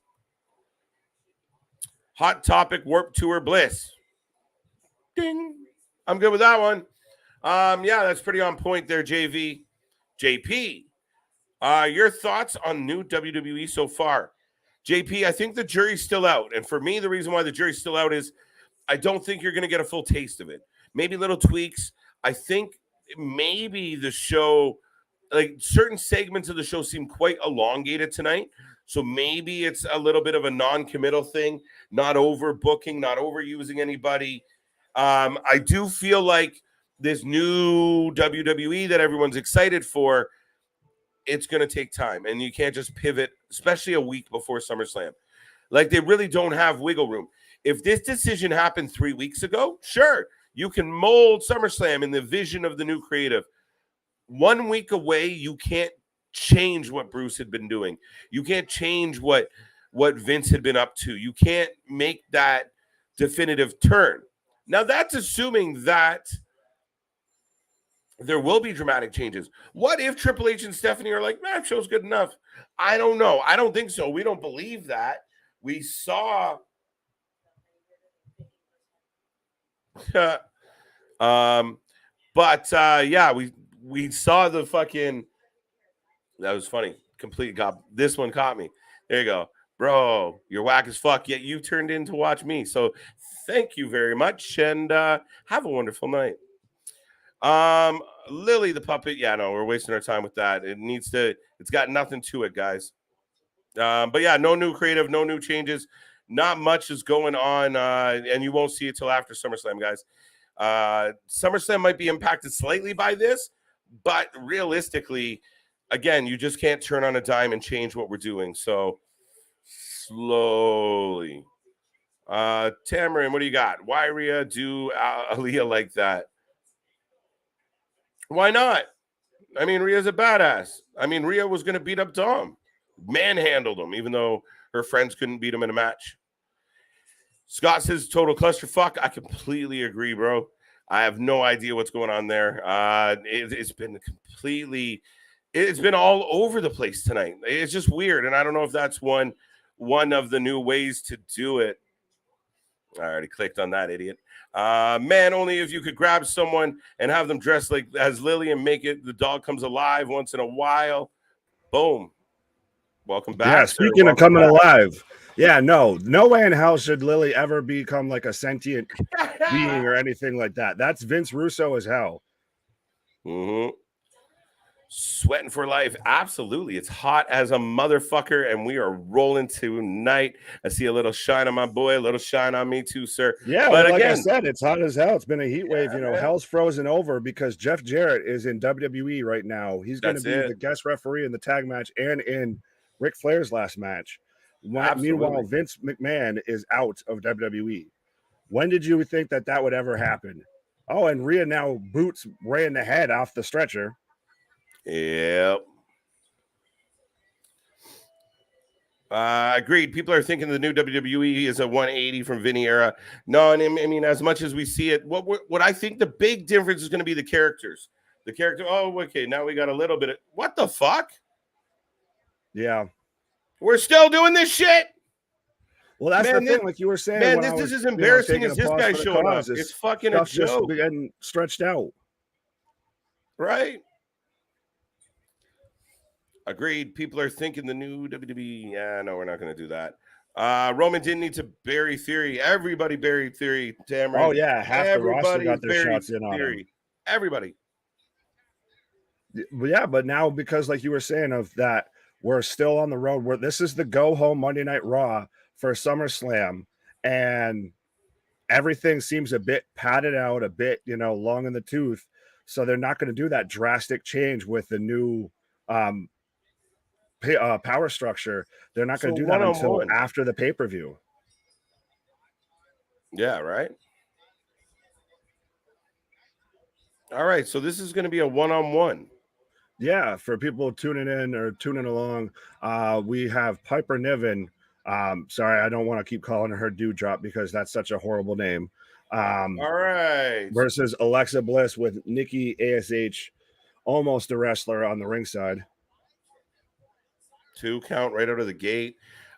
Lily gets picked up by Nikki Ash. Alexa punches Nikki. Nikki falls with the doll. Alexa shrugs and gets squashed. Interesting. I don't get the doll thing still. No, it doesn't make any sense anymore because it doesn't play into her character. She talks about the doll and she just said it out loud. Why the doll's here?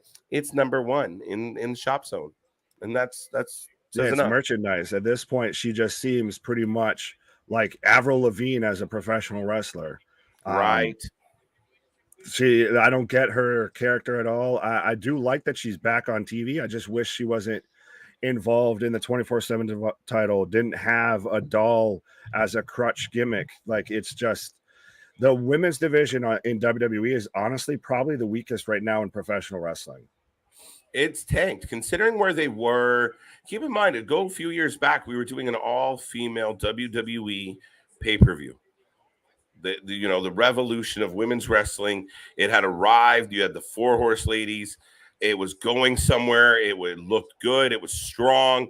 You were getting great matches. You were getting Flair Banks, all over the arena, stretching each other out, beating each other. You were getting Hell in the Cell matches. You were getting it all. You were getting, the first ever Royal Rumble, the first ever ladder match, the first ever. I like that. No Money in the Bank, all that. Right, you're getting all these things, and then you got it, and then they were like, no. We miss our lingerie models. We miss our underwear models. That's when Johnny Ace got in charge there. But they were doing Johnny Ace well. came back in. And that has to be one of the biggest points. And fans, you can let me know out there. How do you feel? Like, to me, one of the biggest parts of the optimism with this change is, A, Stephanie McMahon was such a big advocate for women's wrestling. B, Triple H, the father of 3 daughters, was a gigantic advocate for women's wrestling. And his relationship with Becky and Bayley and Sasha and the list goes on, Charlotte. He is connected to all those women, and he was such a big part of their development. For me, this is hope for that division. We've already talked about this could be when Sasha and Naomi come back, because we pretty much knew as long as Vince was there, and especially like even Bruce was in charge of creative, they probably were not ever going to come back, no matter what. And now that that's completely changed over, maybe they come back. They can bring back, whether they want to just bring them back as singles competitors, or even if they want to go into the women's tag titles and they want to kind of make that a thing again. I mean, granted, NXT just did the whole Medusa NXT tag title in the trash, so I don't know about that, but right. Do you think Triple H makes an appearance before Raw goes off the air? No, I don't think so. To be honest, I'm surprised he didn't open the show. I thought about it. Maybe not yet. Maybe next Monday. Yeah, I thought he might have. Mm-hmm.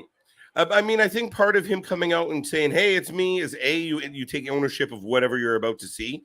And if he hasn't got his hands into the mud yet, I don't really want to come out and be like, the new WWE, and then it goes sideways, right? Right, so, absolutely. I get what you're saying. Dun, dun, dun, dun. We're getting popular. Haters and spam. Yep. Fastest growing on channel on YouTube, folks. Screw adding the whole wrestling, superlative on top of that. We're growing by the minute, folks, and tune in and our core audience and the family that we do have here. Thank you for staying with us. And they're back. I got them out, Victor. Thank you.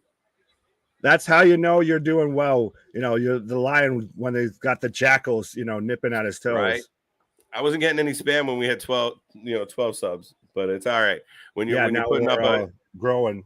Right. When you're putting up quite a few a day now, it feels pretty good. So yeah, hold on tight. And for our core audience, our family that shows up to all these shows, I know you got our backs. I know you're here with us. I know nothing's really going to change. Self-moderate, folks.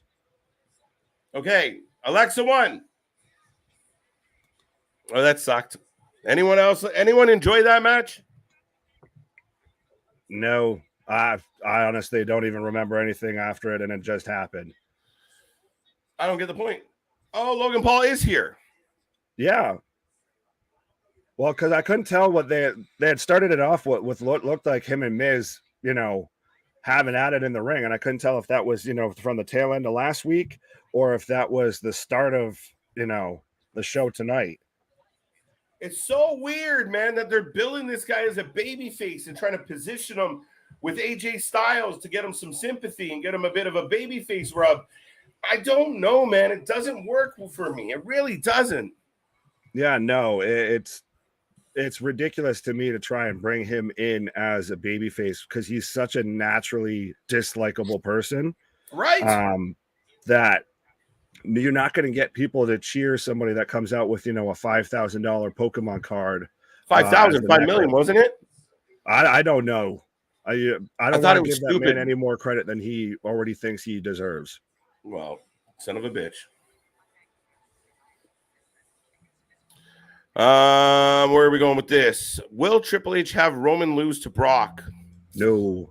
I don't think there was so. Still even the speculation that Brock wasn't even going to be at SummerSlam. Right? And maybe he won't. Maybe he's only going to SummerSlam. What if that was the deal? Fine. I'll come back. I'll fucking finish off your fucking pay-per-view. And once I'm done, I'm done. And no Vince, no me. I'm out. Right. Vince pays me 5 times what I'm worth. I'm taking it. And if he's not here, I'm not fucking doing it. Plus, I think Triple H is a dick. Not me, him. Yeah, well, that's the thing is, do they have an issue? We've kind of heard speculation that might exist. So, and there might not be an issue further than they just don't see eye to eye. They, I don't want to do, or it's a thing of like, fuck, I know that guy. I don't want to listen to him. It's one thing if old Vinnie Mac's my boss, but that fucking guy's gonna be my boss. I'll F5 him through the office. That could be it. I don't know. Maybe it's just like, oh, cool, Triple H, and we move on. I have no idea, sir. It's all speculation at this point. Well, I feel like we've kind of nailed it on the head out though every time, like everything that we predicted, whether it be this was pretty much seemed to me a chess move of Triple H getting back in control, coming back for all that they took from him and then some. And even with Vince getting kind of pushed out versus choosing to leave, and that they had, the smoking gun that was pushing him out, and that seems to be the federal investigations. Yeah. So I mean, dude, it really does have the vibe of like, fuck, we can't get, like, the shit is going down and down and down and down, and we can't change it. He only listens to Bruce. He only listens to Dunn. He only listens to Laurinaitis. He doesn't listen to us. He's always ripping up scripts. He's always cursing and swearing. Anybody have a way to get rid of this motherfucker? Oh, wait, I do. Like, that's what it feels like. Yeah, I've said it for the longest time. It's very Game of Thronesy. I feel like in the decade or two, we're going to get a book that reveals a whole bunch of stuff behind all of this. Because are we still going to get more into the investigation? What's going to come now of the rest of this? Like, to where they're having to like we've talked about, go back through financial records. That there's now federal investigations outside of just an internal investigation. To me, the federal implication is, again, when so much of your business, so your shares are tied to your profits, your shares are tied to your income. So therefore, if you're lying or hiding expenses or putting the funds in the wrong places, like we talked about, that misappropriation, then you got those issues of what do you do? That's where it becomes a federal thing, because you're now defrauding the stock exchange. Yeah, now you're committing fraud and not following through on your rights to shareholders and stockholders, because you're supposed to be acting in what's best interest for the company. And earlier tonight they had it out, but when you're giving someone potentially a raise just because you're having an affair with them, that's not using company assets and company expenses properly. And it's constantly, first it was $3 million to just a paralegal, then it was 12 something million to a couple women. Now it's all ballooned all the way up to 14.5, almost 15 million. So how much of this man's money, whether it be the company's or his own, has he spent just on keeping women quiet? Well, that's the weird part, right? Because the assumption was when the investigation first got brought to light, it's like, okay, he didn't do anything criminal. Then we were like, wait, maybe he did, or at least we always assumed he kind of did stuff. But now, oh shit, they've got him on something criminal. But the extent of it seemed to be the board. It was an internal investigation to deal with the shareholders and deal with the liability of that. Right. This has slowly evolved and kind of volcanoed over and started bubbling to something more, something bigger of like, okay, wait, where does this all go? Where How deep is this? How many things are involved? And again, you know how shit goes. Like, we get a few that come out about NDAs that he used for his personal fun. But was he flying these women places? Was he taking them places? Was it causing him extra money to wine and dine these women? Now it all gets interesting. Even his personal taxes are then, being questioned. Oh, absolutely. Like, he already was going this far with all of this. And let's not forget that this is covering up sexual misconduct. This isn't just he had a mistress or anything. He was covering up despicable actions. I mean, it was brought up that he shared the paralegal with Johnny Ace like a toy, quote unquote. Yeah, but wait. Yes and no, right? The people that always share Johnny like she was a toy. I mean, again, yes and no, but to me that's a tough one. That's a tough situation, and it's lose-lose for the employee. That's the problem with the power of that. However, I mean, she got paid off twice. I'm more just saying that if this man can do stuff like that, then absolutely, I think it's not past him to misappropriate company assets or company expenses.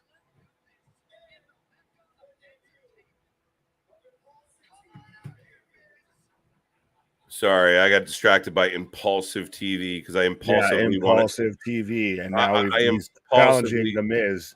I impulsively want to do this. Alrighty, so yeah, I have Logan Paul challenging The Miz in the quote-unquote mecca of entertainment, Madison Square Garden in New York City. Is anyone in the chat or anybody watching along excited for Logan Paul versus The Miz? I think that they would work perfectly as a tag team, especially, honestly, if they still kept John Morrison, have the three of them together. They could have just been annoying douchebags together, and it would have been fine. But I don't get how they're trying to push this man as the babyface. The crowd's completely quiet for all of this. Oh, and now we've got Maurice coming out with gigantic balls. For anyone that didn't get the t-shirt or the viral, probably TikTok or short that, The Miz has giant balls. It's childish, stupid humor to me. This is the same company, like I was saying, that's in the middle of sexual misconduct investigations and NDAs and hush money. And we're going to talk about giant balls. But with that being said, Maurice does look very nice with the bubblegum pink dress and heels on. But the girl who Vince was paying that bag, yeah. At least with that one, it seemed consensual. Unfortunately, it doesn't seem like all of the situations were exactly consensual. So that's what makes this a difficult and interesting thing to talk about. Okay, and so Maurice is, I think she was getting the what chant and answered. I caught the end with her talking about my man's package.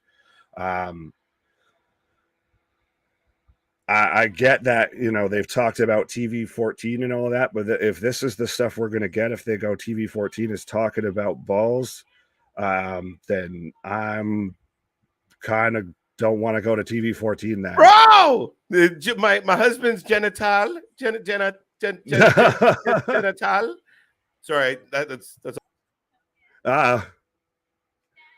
Yeah. So this is the size. Why? So we're getting Maurice talking about the size of a man's testicles, and I feel incredibly awkward talking about that. This is the thing. This is the stuff that I hate when that people talk about going to TV 14 is we're going to get crap like this. That this is the stuff that makes it embarrassing. If someone were to come in when you're a wrestling fan and you're watching this, you're watching testicle talk in the ring on ImPaulsive TV. But now we have The Miz coming down in a matching bubblegum pink suit. So tonight's just really honestly been promo after commercial after promo after commercial. Yeah, thanks, KJ. But yeah, it's just been, everything's been really drawn out. It's all been promos, it's all been commercials. We've only had maybe 2 or 3 matches that I can think of. So this is just for people who were tuning in thinking that we were going to instantly just all of a sudden get a complete changeover to a new WWE because Vince is out and Hunter and Steph are in. I hate to tell you, but you're sadly mistaken. I don't think that they had enough time to try and rewrite an entire SmackDown and now an entire Raw.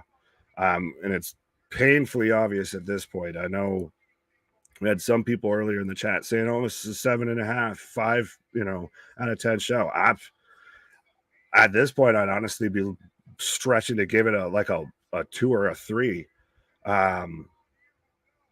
We're going back to 90s TV. We're 90s with TV 14.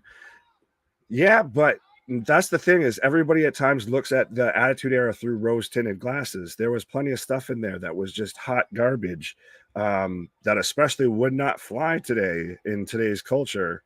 So we're not going to get it's going to be interesting to see how far they go with it, what they actually do with it, because that's something that we haven't seen in quite a while. And Tommaso Ciampa, I don't know why he's been paired with The Miz, but I feel bad for this man. And I think with Papa Paul now in charge of creative, this is going to be the end of Ciampa pairing with The Miz. But now we have Logan Paul getting beaten up by The Miz and Tommaso. So Murray says bigger balls than Miz. She has gigantic balls. Where's CJ when I need him? Yeah. Gigantic balls. Screw you, Spectrum. Right. Yeah, definitely called the board on him. Paul, bathroom break. Was it Nick Khan or was it a man from inside that reported him? I mean, it could have been Stephanie, for fuck's sake. Could you imagine it was Steph all along? She pulls the, it was me, Dad. It was me all along. It was me, Daddy. All those years you let me get kidnapped by the Undertaker and, get drugged and get married. I've come back. Okay, I just want to point out, Logan Paul came to this company with like a pretty big fan base, right? Mm-hmm. And he's got a name. People know who he is. He comes out to do this whole impulse thing. And him and The Miz are arguing, and the fans don't give a shit. They're quiet. Oh, They're not even booing the fact that he's getting the shit kicked out of him. Half the crowd's enjoying it. Yeah, nothing tonight has been compelling whatsoever. It's been weak sauce, guys. Come on, let me know what you think out there. As we head into hour 3, what is your thoughts? What is your feels? What is your opinion? How you doing? Anybody? Somebody. Right. So what do we still have the 6-man tag coming up with Riddle and the Street Profits versus the Bloodline. Yeah, we still have a 6-man in the main event. I suppose that's the main event. It should be the main event. So that's coming up. Will we get Brock last minute again? Well, it was supposed to potentially rumored that Edge would be backstage. So maybe we get that somehow, some way. But what do you do now? Because we thought he was going to be involved with Judgment Day, and clearly, clearly not. Or I don't know. It's weird, dude. It's weird. I'm so confused by a lot of this booking right now. And speaking of confusing booking, we have Double J right now in the middle of the Street Profits and the Usos. Well, yeah, already in ref gear. He's ready already on Monday for Saturday night. He's on break from Foot Locker. Yeah. Fucking hell. Oh, by the way, I wasn't telling you to suck it. I was pointing out that there was things like suck it. Oh, No, things like that were popular. I mean, I know we bag on it, but there is a place for the mixed bag of nuts. Like you get your real serious shit, then you get like the Hurricane, or you get some real serious shit and you get like This Is Your Life with the Rock and McFoley. Like there is time. Both of those that you mentioned were good. I don't think stuff like Scissor Me is good. Right. Okay. That's the factor. Yes, just sorry. It actually has to be good. Jared just standing in the middle of this group looks ridiculous. Yeah. It looks like an old white guy wandered into an argument on the street. What's going on over here, folks? Right. Now, do you folks live around here? Are you supposed to be in this neighborhood? That's exactly what Jeff Jarrett looked like there, especially with the lovely mullet. What is up with mullets right now? With what? Mullets. Jeff Jarrett's got one. Dominik Mysterio's got one. The Usos have them. Mullets in wrestling, apparently. Usos got a couple. Yeah. Or at least a half of one. Half of one. Duke. Missing the show tonight. Thankfully, the only watch along I found that I kind of liked. Keep it up, guys. Like Dax said Saturday, I love professional wrestling. Shit, call me a mark. Abso-fucking-lutely, Duke. Thank you for being here. Thank you for joining us. Like, subscribe, join, click that little bell. We do this all week long. We'll be back tomorrow for NXT. Wednesday, we got Fight for the Fallen because we can't do a Dynamite without a funny name and making me do extra graphics. Thank you, Tony. I'm getting lots of fun with that. But then we're in here for Thursday night. We do our podcast, Let's Rumble. Friday, doubleheader. We cover SmackDown and Rampage. Saturday, SummerSlam. Sunday, Ric Flair's. Don't say it. Ric Flair's. I'm going to just say, wee woo, wee woo. That's the inside joke if you've been here for a while. That's the best shit. It makes me laugh every time. I'm such a mark, but we're all marks here. We still dig into wrestling, and it's nothing but fans, for fans, by fans. A lot of 2/3 have started this. Family members started in that chat, folks. So thank you for being here. Thank you for joining us, Duke. Thank you for the love. I'll take the ratio for every 70,000 views we get one hater. I'm good with that.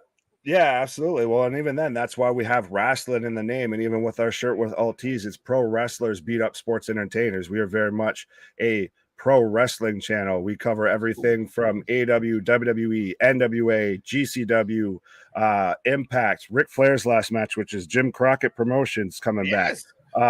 Ring of Honor, we covered that just Saturday for KJ's birthday. So yeah, our shit is real, our shit is raw, our shit is authentic, and if you're talking about wrestling, you better put that for life with it. I like it. All right, boys. Victor, AJ Styles and Dolph Ziggler versus Alpha Academy. It happened. It's happening right now. We're getting that. Finally we're getting Dolph. Apparently the Dirty Dogs are broken up because now we've got Ziggler as the face teaming with AJ Styles, which I'm not mad about, actually. It's weird, though. So Ziggler was with Rude forever, but even before that, Ziggler's been kind of a dick for years. Yeah. He's been a heel. He always gets the baby faces over. He's a vet, but he gives you a solid match night in and night out. If he's in the ring, it will be good.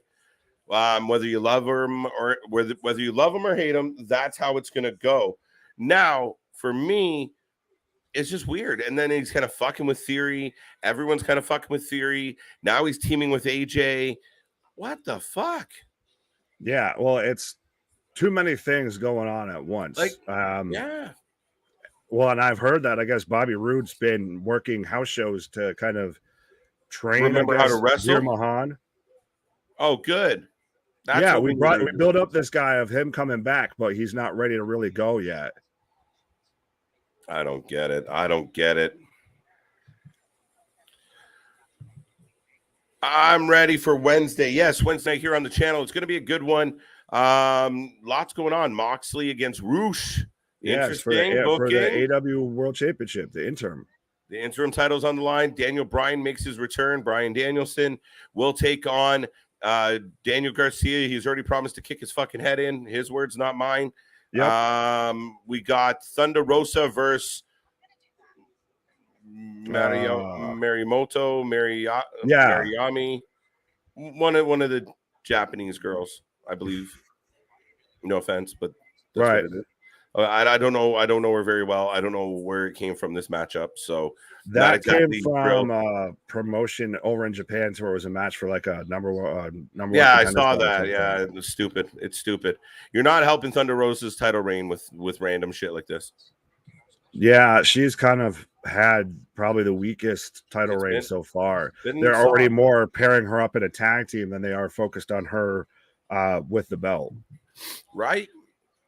And then what else is on that card tomorrow night? We got more. 1 second.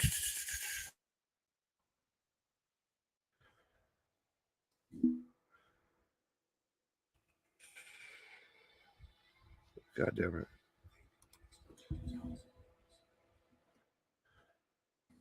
Yeah, but is it weird that they've got a? It's again now Fight for the Fallen, that every AEW show's got to have some sort of gimmick attached to it. Yeah, there's too much. There's way too much. There's way too much. You know, like I said, we've been on this run here where we've had one. If you look back through the last 6 weeks, one just Dynamite.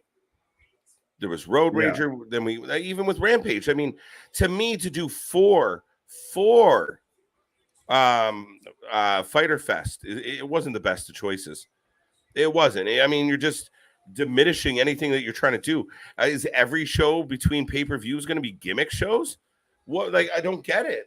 I really don't. And then you're doing these awful fucking matches. Like, we talked about it live, that fucking barbed wire everything match was a shit show.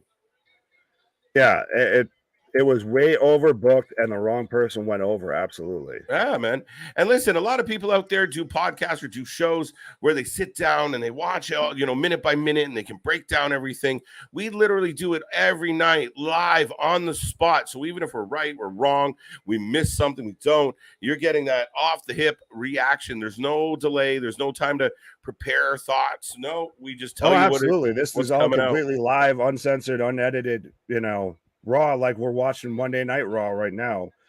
So our opinion may change from show to show, but everything is our absolute 100% genuine, honest, unscripted reaction. Yes. Guys, Jonathan Gresham left AEW. Yes, apparently there was a heated exchange. There's been some public comments, and essentially Jonathan Gresham basically said, fuck this. Yeah, well, he's asked for his release. He hasn't officially. Apparently, it was granted. Immediately, like, they were like, fine.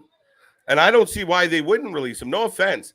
I've been on this channel praising Jonathan Gresham, but like we talked about it last night, I mean, there's only so much. There's only so much. Sorry, I got to get rid of the dickhead. Fuck, some people really get fucking bored sometimes. Yeah. Report the idiot. I have to report. Well, I don't think he's actually been released yet, but we've been on here praising him and everything. I'm a huge fan of him, but I felt like that was the issue with him versus Claudio for the ROH title. Of neither man at that point could really seem to afford to take a loss, and so I think that's part of why we got that very heated argument, because we don't know the future plans for Ring of Honor. We don't know when their next show is going to be. There's nothing set in place for Ring of Honor. It's been very chaotic. And if anyone's watched Jonathan Gresham, he very much holds Ring of Honor near and dear to his heart. That's why he carries around and had the old Ring of Honor championship instead of the new one. But you know what? Shit changes. And I talked about it the night of. They opened the night with that match, and two guys go.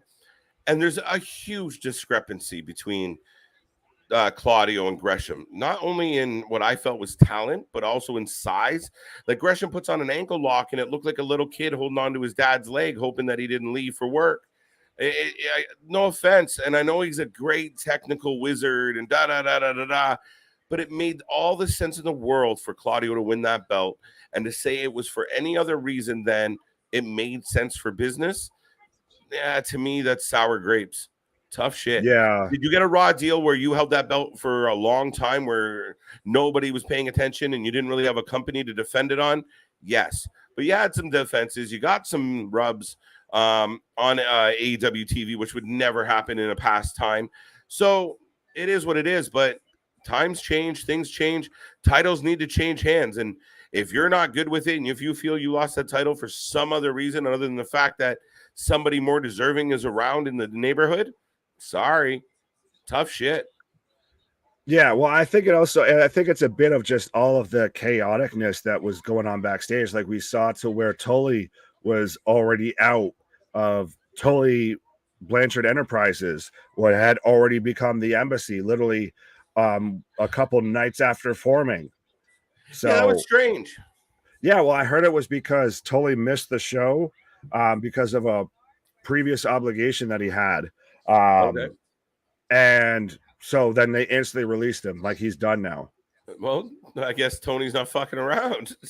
Well, that's the thing though, is that you have stuff like that, but then, like we've talked about with the Young Bucks get to go out there and do whatever the hell they want.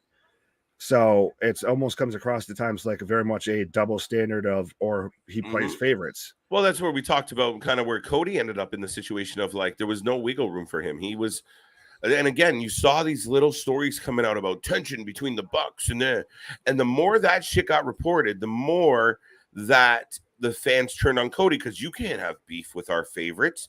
You can't have beef with our bum buddies, the Young Bucks, and he had nowhere to go. So it's odd that you lose him out of the group, but that becomes the thing. And when a lot of people are saying like, fuck, that inner circle there, no pun intended there. No pun intended. But that the guys like Jericho, the guys like the Young Bucks and Kenny who are surrounding Tony, you see it with Jericho all the time. He says to Tony, look, this is gonna be awesome. Trust me.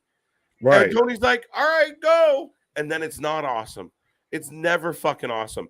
But they're the only ones that seem to still just try and scream it from the mountaintops that it's awesome, even when everyone else is pretty much telling them no. Yeah, I don't know if it's come out yet, but I'm expecting a fucking War Games or whatever the fuck you want to call it, Blood and Guts recap match on Jericho's podcast where he tells the world and brings on people to tell each other, oh, you did great. You did great. You did great. Okay. Yeah.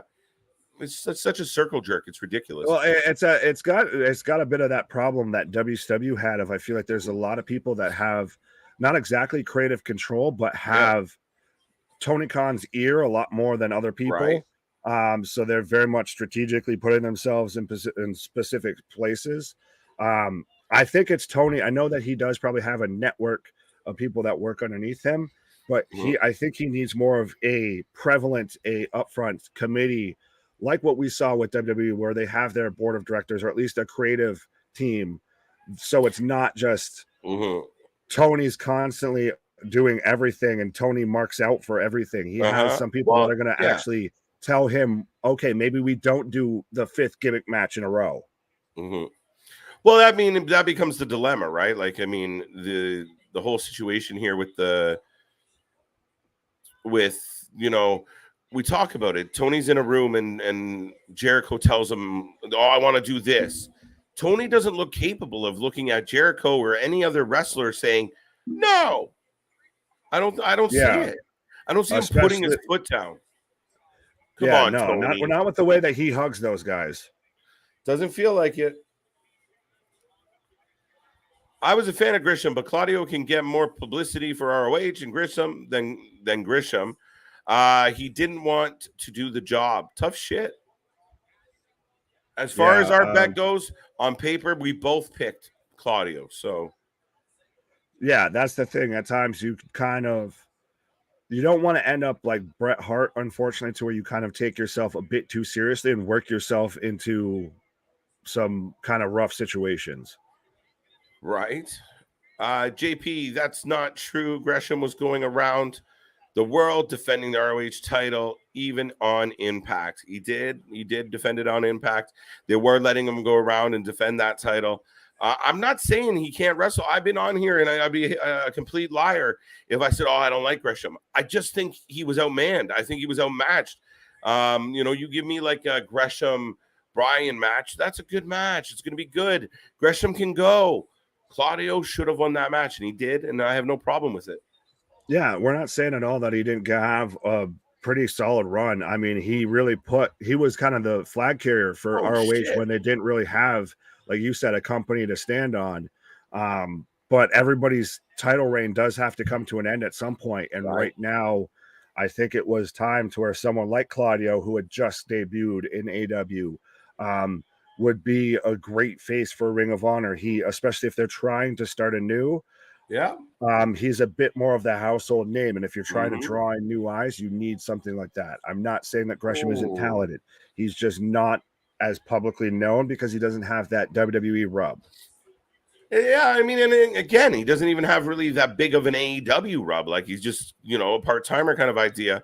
I mean, again, I said it the night of, like he's a little guy, and Claudio came in. Man, Claudio gave him what 35 fucking helicopter spins, like shit. It's true. Tully Blanchard's a preacher. I believe that is true. Yeah, the for Tully's absence, the excuse given was for the excuse given for Blanchard's absence from the show was that he is the leader of a prison ministry group. So yeah. Okay, there you go. The ROH title shouldn't have changed changed hands until Wednesday to Danielson. That's a valid argument. But then do you want someone like Danielson who probably needs to not work the most aggressive schedule for his health's sake? Do you want him being like the head of your company right now, especially a startup like Ring of Honor, to where you're going to have to pretty much be there week in and week out? Whoa. I would say not exactly. When was the last time Ziggler won a match with a zigzag? Well, when's the last time Ziggler had a match on actual TV? Right? But he won with a zigzag. So the newly formed duo of Dolph Ziggler, holy fuck, bro. How the fuck do you make people die sometimes? I know, we're just popular, that's all. People. You're going to make me change my rules around here, and I don't want to. What am I doing? Hide that user. And then we're going to so we are getting Riddle versus Seth Rollins at SummerSlam. And yeah, we're just getting a rundown right now of the SummerSlam card. So I think all that we really have left is the 6-man main event. Right? This has been a rather bleh Monday Night Raw. It has been baby poo soft. Yeah. That's how I would describe tonight. Jericho's nose looked rough. Yeah, I almost cursed. I held back this time. But yeah, the dumb shit broke his own nose. Well, did he break it or did Eddie break it with that chair kind of spot? Yeah, I think he hit himself, though. I think he brought it back on his own nose. Yeah, either way, it was not, nice. Yeah, it was definitely that chair spot, but I blame Jericho from the replay. And now we're getting a no DQ tag match between the Mysterios versus Judgment Day at SummerSlam. So there's your return of what? Edge. Just Edge. That's not enough. What's up? See, now it's no DQ. So that is just, again, a little bit of lazy booking. Not to infringe on anybody. But, yeah, it's a little lazy for me. And that, to me, opens up the door for whatever's about to happen. Yeah. I thought we were going to get that, honestly, tonight. Because, I mean, granted, we still might. There is still about a half hour. We don't know. At this point, let's just say it's at least Edge coming back. So when we know if Edge is coming back or coming out tonight, because he was reportedly backstage, it could be him going after Roman again.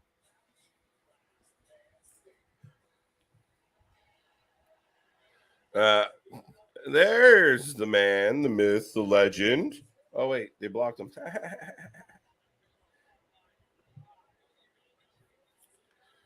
Edge is not backstage. Though.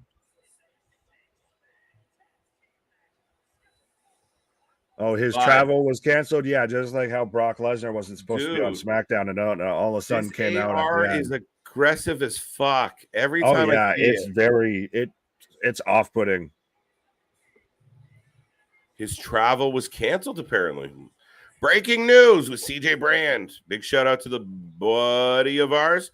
Mr. CJ Brand would love to be here tonight, but he's having some downtime. Technical difficulties. Right.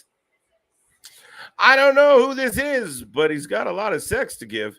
Yeah, but what did it say on this? But yeah, I mean, I don't want to draw attention to that. It's all gone from the page now. So, I mean, it's been a rare thing for us. So it will force me at some point to change the parameters around here, and I might have to throw on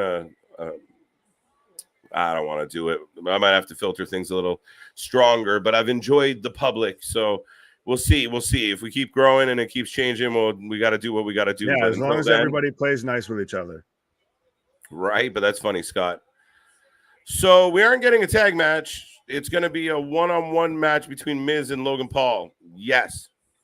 Yeah, I think that's kind of what it's always been advertised as. Well, we assumed it was going to be a tag match, but apparently not. I honestly would rather just see the Miz and Logan Paul as a tag team. Yeah. Scott, that's what I'm curious about as well. Is Brock Lesnar in the building? Is he here? Is there an angle? Is there something up? Is there going to be an end to this night? Are they going to give us something to A, make us excited about SummerSlam, and B, to make up for the fact that 3 hours of Raw has been pretty fucking hot garbage? Yeah, I don't know. Like I said, and I know a couple people in the chat are talking about it too. It was at least rumored that Edge was going to be coming back or returning MSG. So that could still be a thing. I thought it was mentioned. I really thought it was mentioned. Now, maybe I just misread it, mispicked it up. Things blur together. But look, Aaron agrees with Victor. Victor thought it too. I was expecting Edge tonight in some capacity. We did get the one creepy promo. Yeah, to me, it teased Rey Mysterio a whole hell of a lot. So that's why I thought that it was going to be during the celebration segment, when instead we just got Judgment Day walking out from the crowd and we got a tag match and some stupid backstage segment. Mm-hmm. The commercial for Kurt Angle is on again. Dude, can everyone just be happy? We almost get a complete week of wrestling every week. Yes, Duke, we are happy, and that's why we love being here. We love doing these, and as much as we bag on it when it's good, we praise it. So there are good times. I'm super happy, but we can be critical. We can hope for more. We can hope for better.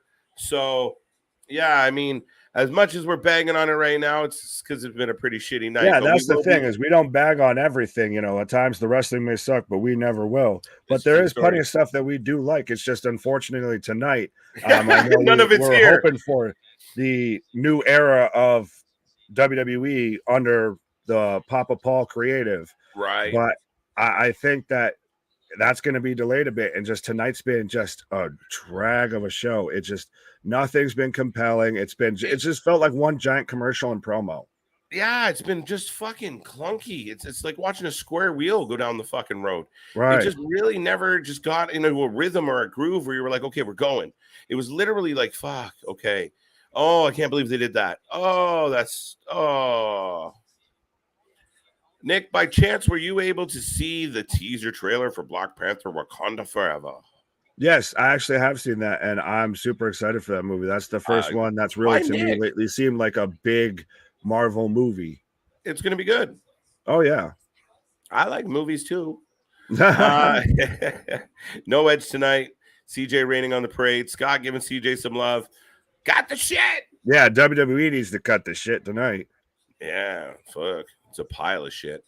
Yeah. No, they definitely have some dookie tier shows for sure. I'm not denying it. Yeah, I mean, again, and as diehard fans, we show up every week. We show up every night. Watch, tomorrow night, last week, the NXT was better than Raw. This week, we'll see what happens. This week, the card's stacked on NXT. Will they be better than Raw? Some people would argue. We had all the news break on Friday for SmackDown, and it was kind of the same way. It was a bunch of nothing till the very end, and now here we are, a bunch of news right before Raw, and we're at the very end, and it's been nothing but crap beforehand. So they got to pull something out of their ass, right? Do you feel like it's a bit of stopgapping right now? Oh yeah, this is padding at its finest. Yeah, as hard as we're being on them, I think that's what this is. You're in a state of limbo, so you're not over committing to anything. You're not over directing anything. You're just trying to get to this fucking pay-per-view, get through it, and go, okay, whatever you guys were up to is fucking done. And then we're all praying. We're all praying. The worst case scenario for any wrestling fan right now is that the new regime has similar thoughts to the old regime, or the old regime isn't as out as we think they are. Yeah, well, that would suck. I think that, we at least know that Bruce and Kevin Dunn are still there at the moment. Bruce is now lower on the totem pole, and yes, it was Dunn, I think, is very much on his way out. But Vince, I think, is gone. I don't think we're going to see him have any more say. Yeah. No, I mean, yeah, no, I really don't think they should. I mean, their track record is fucking horrible. If you or I were as bad at our job as Bruce Pritchard is at his job, we wouldn't have a job. That's it. Oh, It's that absolutely. simple. Well, and plus too, like we've talked about it a bit, I think that right now WWE as a company wants to distance itself as far away from Vince McMahon as it can. With all of these allegations and investigations, he's granted, yes, it is great that Vince is like the Walt Disney of professional wrestling. He's created pretty much every major superstar. He was, the engineer, the architect for most of our childhoods. But now we've seen just such a fall from grace that WWE is very much trying to do everything and anything that they can to distance themselves from him. Right. Yes, it was mentioned. And I remember at the time being critical of the decision to tell us that Edge was coming. I felt like they should have made it a surprise. Not a surprise. We're surprised he's not fucking here, and he better be here on Saturday. And I feel like we've seen a whole shit ton of the Street Profits, the Usos, the Bloodline. I feel like we've got a lot of them in the last 2 weeks. 3 weeks. Yeah, they kind of, that's the thing, is they don't know how to use their actual roster talent. It's the same. It's rinse, repeat. Well, the time is now to prove otherwise, right? Yeah.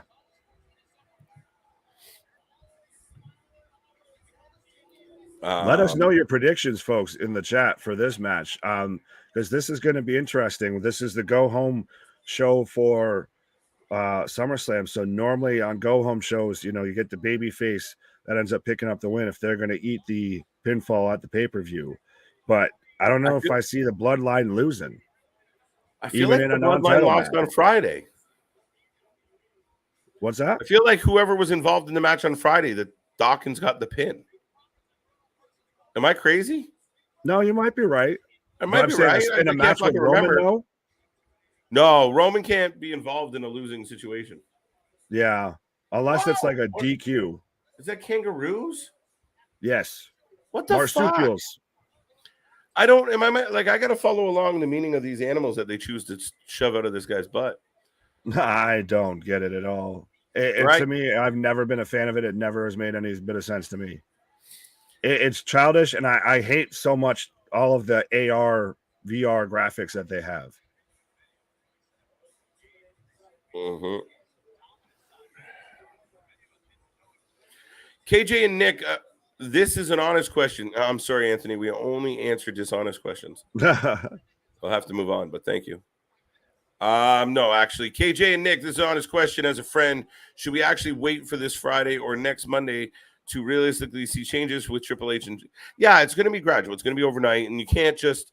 I mean, you got to have some planning. Like if you were like, okay, I'm going to be kind of involved, great, and then all this happens with Vince, and you're sitting in a room, and you're like, you want to do creative, and you're like, okay, I got this, but you need a day or two to get your ducks in the row. You got to figure out, can you get along with the writing team? Do you need to change people?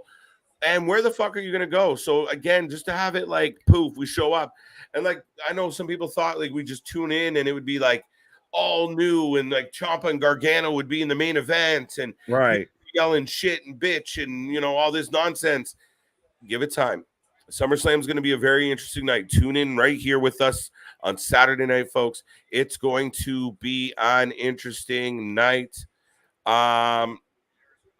But yeah, I think you might get a bit of a tease of it on Friday just because it's got a little ways out, so they could maybe throw in something for the go home show right before the pay-per-view. Yeah. But I think really Saturday SummerSlam is going to be the measuring stick. That's going to be the line of demarcation between the Vince era and the Paul Levesque era of WWE.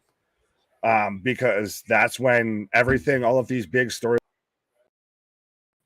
wrapped up, and I think we've already seen it a little bit with the commentary is very much loosened up. I know that was noticeable on SmackDown on Friday, to where now all of those weird forbidden rules that Vince has about you can't say this or you can't do this thing or you can't call things that. I think those might start to go away. You're going to start to see little tiny things. You're not going to see a giant dramatic shift, at least I would say until after SummerSlam.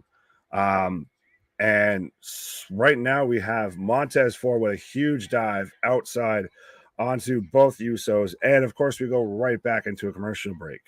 That's the thing with tonight. I know we've been kind of poo-pooing it on a lot, but everything's just kind of felt flat. They kind of start to build up to something, and then it's a commercial break. Or we get another 15-minute long promo that's unnecessary. We get that terrible backstage segment with Judgment Day, to where Rhea Ripley's the baddest bitch in town, apparently, because she's the one that could easily whoop Dom and Ray, after Finn Balor, former Universal Champion, and Damian Priest, former US Champion, just got their butts kicked in the ring. But because they put them through a table, now all of a sudden they're big and bad. It's just they've dismantled the Judgment Day bit by bit. And like I said, to me, they're retribution now in WWE. They are on that same type of level. KJ, by chance, have you been able to report this? Yeah, we've been dealing with it. Just means you got, always means you're doing well when you got a couple of haters popping up. Do the Enzo Amore. What do we got here? Couple of haters. Women's division needs Bayley and Charlotte Flair back.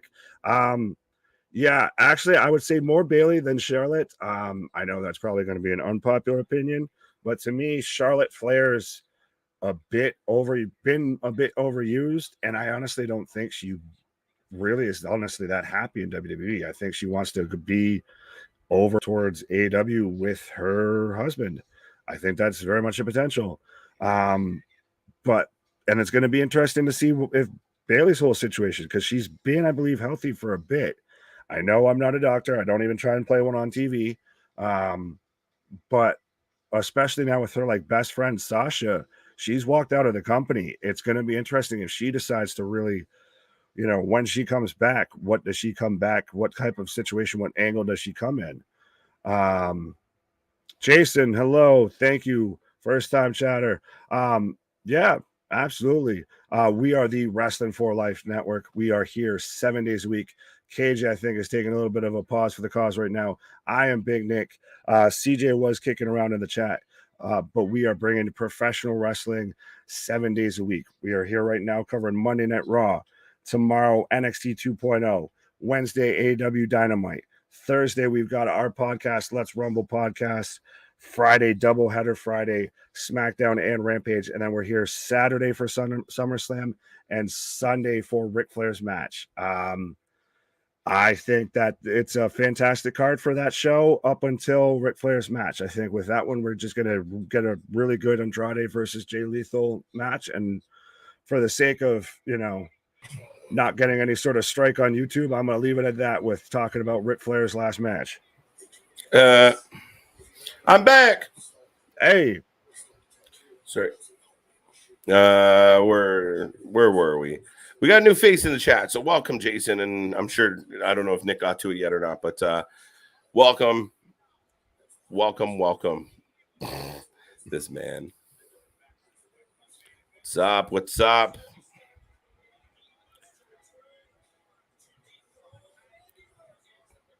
Oh, wait, Chris, welcome back, buddy. Good to see you. I feel like Reigns doesn't feel like WWE champ because he's the Universal champ. He's been Universal champ longer. I think they just mushed them all together. Yeah, I think that at this point we almost either need to get rid of, one championship or unify them. Yeah, make it one belt. I don't get the whole, does he defend one and not the other, or does he defend both? Yeah, right. Or the Money in the Bank, he Theory has to declare which one of the two belts he wants. Right. I don't know. I really don't know. It seems like it's in flux.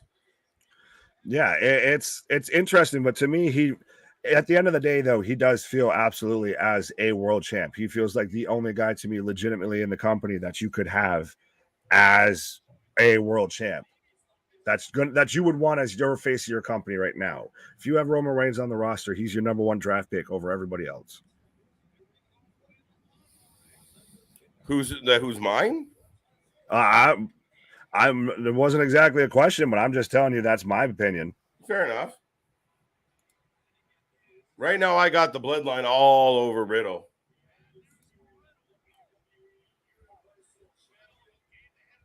And yeah, Roman right now I've just got Roman Reigns just clobbering him in the corner. It's very much been, you had the Usos literally sit there and try and gift wrap and, make a whole production about Roman Reigns tagging into the match. So they're putting this man absolutely on a pedestal. Yeah, they're milking it strong, and that's what they do very well. Who's going to win the 6-man tag? Let us know, folks. There's a handful of you out there right now. Who is going to win the 6-man tag tonight? My money is on the Bloodline. I think your money was on the Bloodline. Yeah. Show up and win. I think if Roman Reigns wasn't involved, it would be a different situation, but I don't think this man takes a loss in any form or fashion no. Going into SummerSlam. No way. Especially if Brock's not on the other side. If it was Brock, not Riddle, different conversation. But it's Riddle. How does it even make sense that Riddle's in this match? Well, and even absolutely, though, that they still need to do it just to build up the match between Roman and Brock.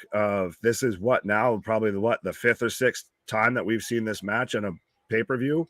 So for it to feel special and to get, feel like a bigger deal, I think you have to have Roman looking strong going into it. We already had Brock looking strong, just throwing around Austin Theory like a ragdoll. And I kind of like Roman's attitude in this tag match. I think he's playing the tag angle really well. Again, everything he does matters, and it works. And people can say what they want about Roman, but to me, he's the most complete superstar. Wait, everything shifted. Shit, I missed that. This one. All right. Maybe the return of Roxanne Perez 2 weeks after Cora Jade turned on her. Yeah, I could see that happening. Now, Cora Jade apparently has a new heater. Yeah, I saw that. I'm trying to remember. I remember seeing the picture. I can't remember exactly who it was. It's Aziz, right? Oh, yeah, it was Aziz. Dabba-Kato. Dabba.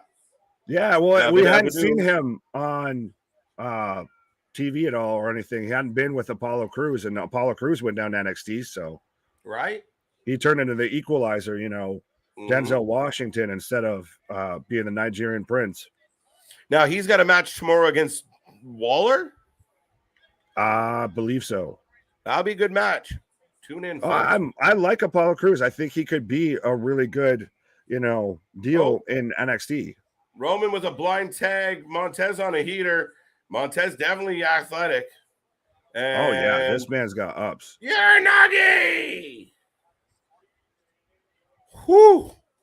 Montez Ford's busted open. Oh, is he? Again, yeah, underneath his eye. You can definitely see it. Look at this Uranage. Oh, wow. Woo. Yeah. Uranage. He's just dripping blood. It looks like it's either underneath his eye or on the bridge of his nose, but he caught something good. Hey, when have we seen blood on, WWE in quite some time, especially on Monday Night Raw? Yeah, now really covering it up. This does feel like accidental blood. Well, they're also not tuning away from it, though. True. This match is going to be a wash, and Seth and Brock will come out at the end. Yeah, fair enough. I think Seth is going to have an impact. I don't know if Brock will.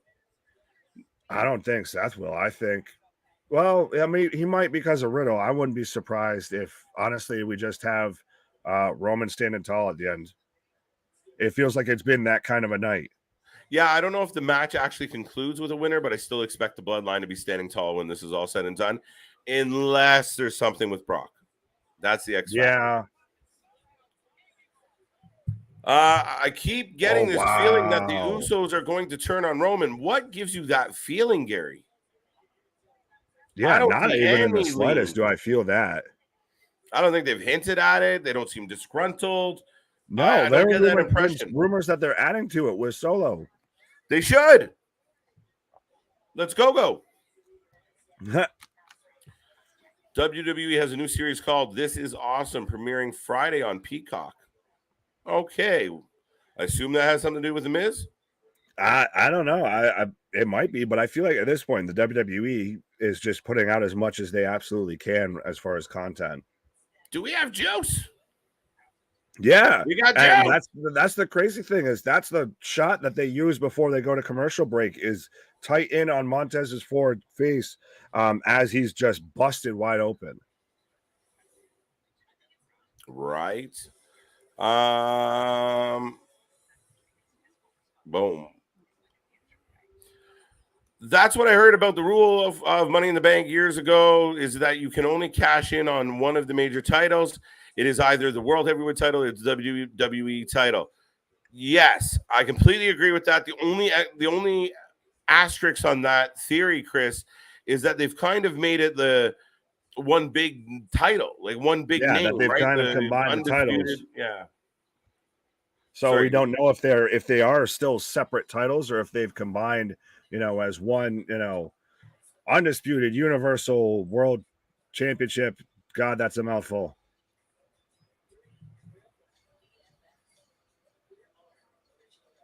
There we go. Yeah, no, that's generally how it goes. Do you guys think the whole Brock walking out after he found out Vince retired is just a work? He's just going to talk to Triple H about the contract? No, because I think I don't know. I really don't think Brock's like, I mean, other people surmise, but dude, I mean, you're making fucking millions. Really? You just pulled a stunt to make another mil? What? To me, Brock Lesnar does what he wants. I think you can Brock think it's a work, think it's a shoot. I think at the end of the day, no matter what, Brock Lesnar does what the fuck he wants. I don't think he's worried that much about a contract. This man just goes off into the middle of nowhere in Saskatchewan and just, goes quiet to the world. So I don't think, he is super significantly worried about, restructuring a deal with WWE. Yeah, I mean, I really don't think that's necessary. I mean, again, could he have done it once he was kind of, but I generally think that, and I've had the theory since this all happened that, like, shit, Vince took care of Brock. Brock got to do what he wanted, when he wanted, what he wanted, when he wanted, how he wanted, at the value that he wanted, and Vince didn't say shit to him. That might change, and we don't know how he feels about Triple H. Not everyone's going to love this decision. There are some people on the roster who are going to be like, fuck that guy. But we don't know. It was speculation. Fuck, Brock could have said it to, like, saw the reporter standing there and yelled it at him to be funny and went out for a hot dog and came back. I don't know. Yeah, could have just gone for a walk around the park, sat there and just needed to go blow off some steam. But either way, at least he was there. And at least so far, it seems we're getting that for the main event of SummerSlam. It's true. And they've definitely cleaned up Montez Ford's face. He's definitely not got the crimson mask going quite as much as he did when we were going into commercial. It is. But yeah, he is busted open, whether it's accidental, whether it's intentional. This could be a little bit of that leaning to TV 14. And Roman now just hits a drive-by on him. And Montez Ford's on another planet, it looks like. Even Paul's covered his mouth like, damn. Right. Brock Lesnar involved in the match. It's a possibility. Corey J needs a bodyguard. She needs something, but I don't know. I don't know how it plays out. I'm not sold on Corey yet. She's got Dabo, though. Oh, Lord. She's got a sneeze. That's who she's got watching her back now. Commander of Sneeze. Roman gearing up for the Superman punch. Oh, and just uppercuts the bejesus out of Angelo Dawkins. Oh! Blockbuster by Montez Ford. Bullshit. For the guy that keeps dropping the love chat things, I think CJ said it best. Where's CJ's comment? It wasn't even directed at this guy, but it is now. There you go. There you go, Mr. Whatever. There you go, Mr. Love Chat. He's just letting letting us know how much he loves us and loves our content, just like everybody else that's tuned in right now. Yes. Dante, good to see you. Welcome to the show. Brock Lesnar, I heard, did walk out from SmackDown and then came back later in the night. Brock Lesnar will definitely beat Roman Reigns. We will see. I think Theory will cash in at SummerSlam. I don't think Roman's going to lose. I don't think Theory is going to cash in. I think Brock Lesnar walked out. I think Vince McMahon called him and said, go back. That's what I think. There's already enough bullshit. I'm pretty much right exactly there with you, except I think it was Heyman that talked to him. I think Heyman might have been a part of it, absolutely. And maybe it didn't go any further than that. But I could 100%, even if nobody asked Vince to, I think if Vince got word like, oh, shit, wait, what, Brock walked out? Maybe I'm wrong, but I could see Vince saying, listen, I know it's bullshit.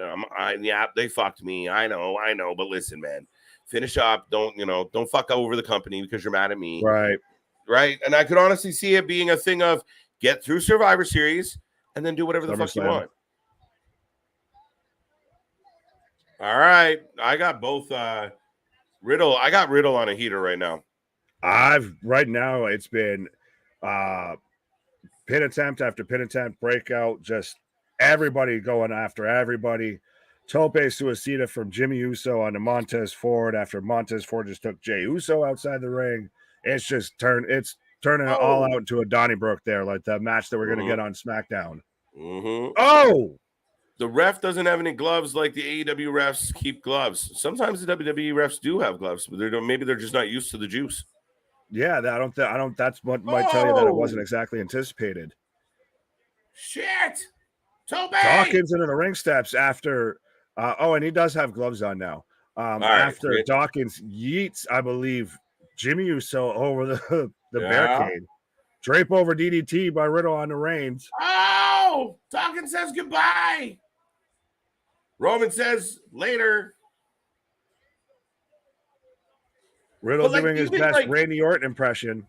Right, but even the thing, like Dawkins is a big dude. Roman is gigantic next to him. Like just grabbed him and chucked him. Like Riddle trying to hook him. Pop for Roman. 1, 2, 3. So it can be That's Roman. The first time in a long time I've heard the crowd pop for the when he goes for the spear. Being that it's a last man standing match, Chris, I think it opens the door for any possibility. And I do believe the Usos will be somewhat involved. I think that's how they get out of this is whoever loses, most likely my bet, huge spear. Fuck, goodbye, Riddle. Yeah. I put my money on Roman winning, but it would be something like where the Usos come out. Well, Brock is flicking them or giving them F5s, and then he gets up and Roman jumps through the air and hits a Superman punch, then hits another one, and throws a chair at him and hits another one. And that's kind of how I see it playing out. Oh, yeah. They'll absolutely be involved. That's for sure. Roman's starting Roman to and the blow his pick shoulders like he's Razor Ramon. Like, just, yeah, bro. Oh, like just smooth. Oh, Seth coming out now. But yeah, like I said, Roman is the complete and total package. He is everything you would want in a professional wrestler, from just his in-ring psychology to just his mannerisms. Just 100% stud of a prospect. People need to calm down about the fact that there was blood on TV. It was accidental blood. It wasn't like somebody gave himself, oh, here comes Seth. You said that already. But to me, it was accidental blood. That's why. Since they wiped it up and they didn't draw after commercial, I think that might have been why they went to commercial. Right? You generally don't get cut on the bridge of the nose or the eye. Like, again, we've seen a lot of these misfire on these. Like, the guys are going so fast, they just keep clipping each other. Right. Look at this. Rollins just laying out Riddle right now with the ring steps. Seth says bye-bye. The crowd gives a little pop when Seth and Roman get face-to-face, of course. Can you even cash in the NXT title too? You could. Yeah, because Charlotte did against Rhea. Yeah.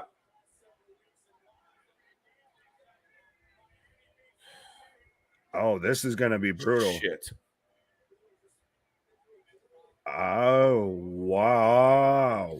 Such. Oh, my God. That man is dead. I will let you get to that because, yeah. Listen to the crowd. Listen to the crowd. This guy works fast. Like, fuck. Delete report. Delete report. Motherfucker just keeps popping back up like a fucking ex-girlfriend. Just loves us that much. Nobody. The fans here at Wrestling for Life Network don't need your pussy. No, I'm just kidding. But so did you see that, or do I need to break just the saw news it. to I just saw everybody? it. Way to go. That was unique.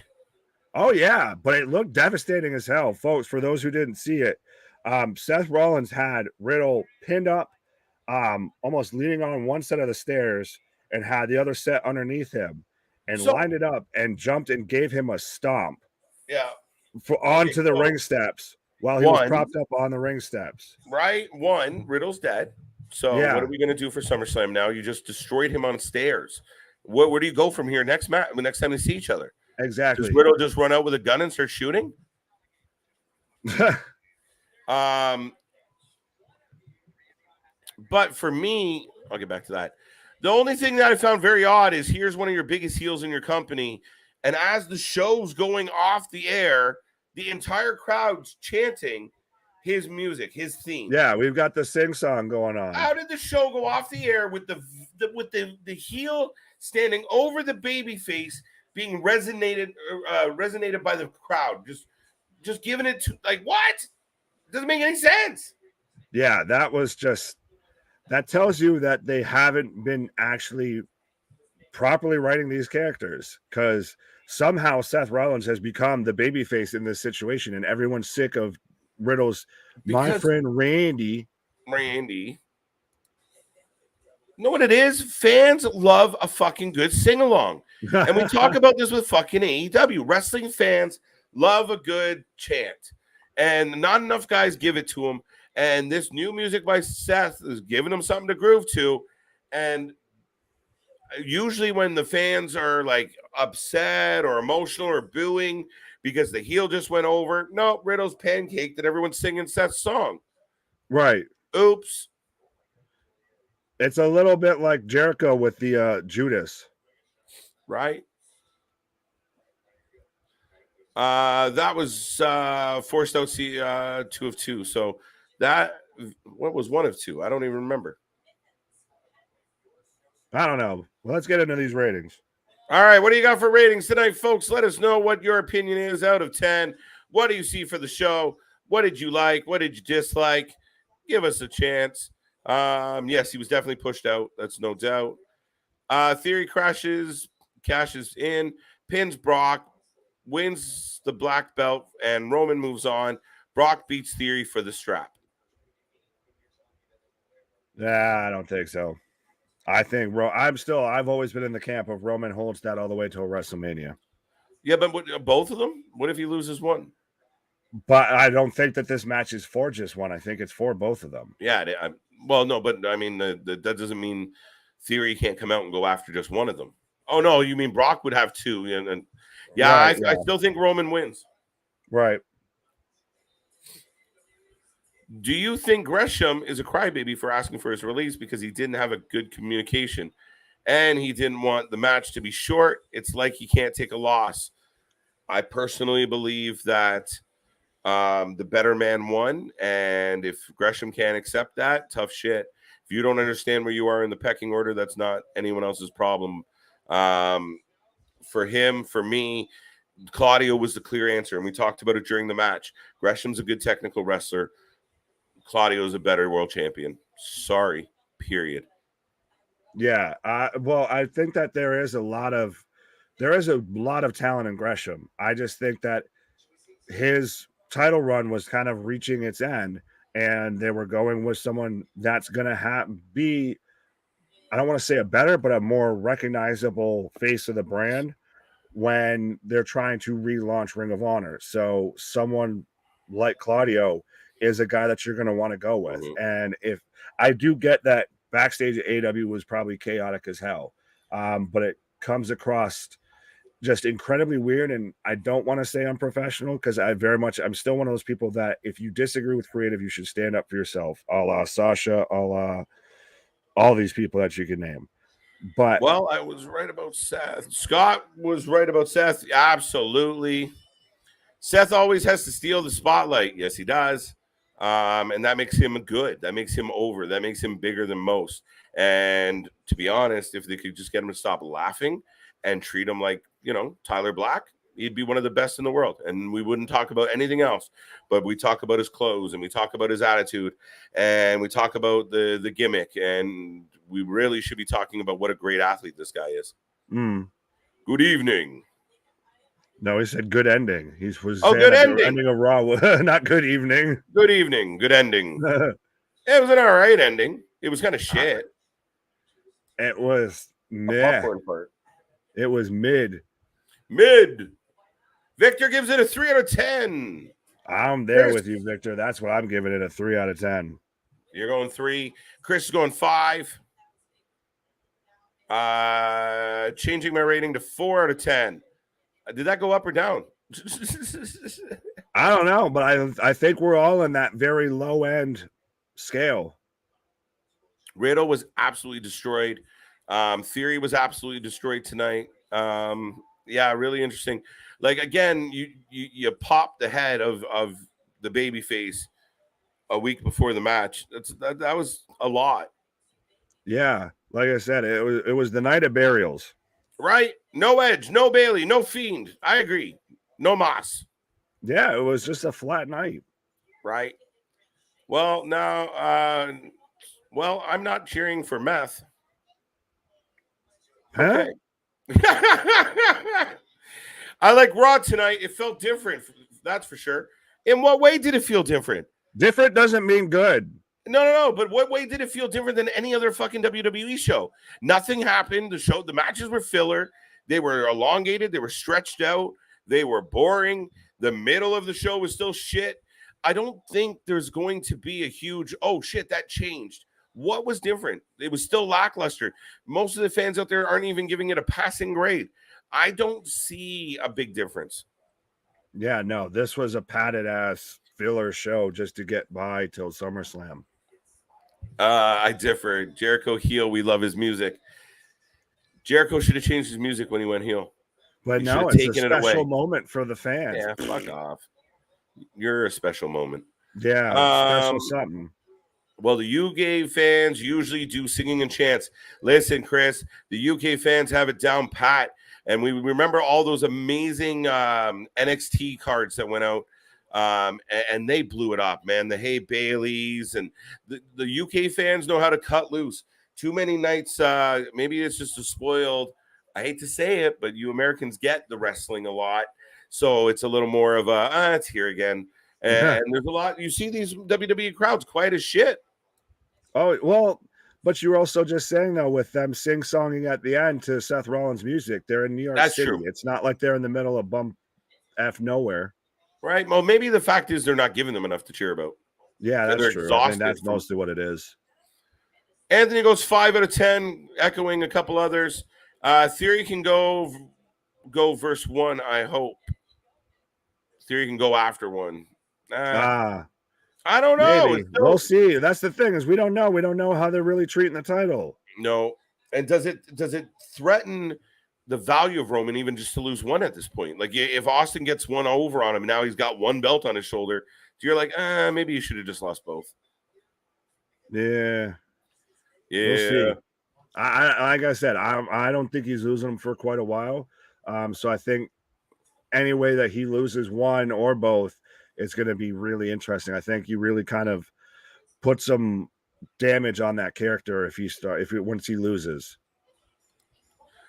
Yeah, Aaron, thank you for the compliment. See you tomorrow. Exactly. Same bat time, same bat channel. We'll be back here for NXT 2.0 tomorrow night. And we got a whole week packed. We're not going home. We're going to be right here. We're going to be live every night until next weekend. This weekend coming. We're going to go straight through the weekend. We're going to run through another week. And then who knows what the fucking week after holds. But I know that the beginning of August, we're not stopping. I'm not sure if I could trust this rumor, but it's totally bull crap. Apparently, Kevin Dunn possibly put his retirement papers in because he found out Vince was forced out. I think Kevin Dunn, if he did put in his retirement papers, could have been a case of, listen, you're in trouble too, sir. Take the pension. Take the pension. He heard the footsteps coming, to knock on his door anyway. Right. So it's one of those, you can't fire me because I quit. Ryan says, good first hour, nice ending. Liked AJ Styles and Dolph. 7 out of 10. There you go. Okay. I don't find the same opinion of myself. I thought the first hour was 45 minutes of Austin Theory and very commercial heavy. That was my opinion. The whole show was very commercial heavy. I think the ending was good a little bit. I didn't love like all right, Seth just comes walking out. Riddle's already fucked up. And that's it. I guess that's the heel move. But overall, I'll go 4. Okay. I'll go 4. No Bailey. Yeah, no Bailey.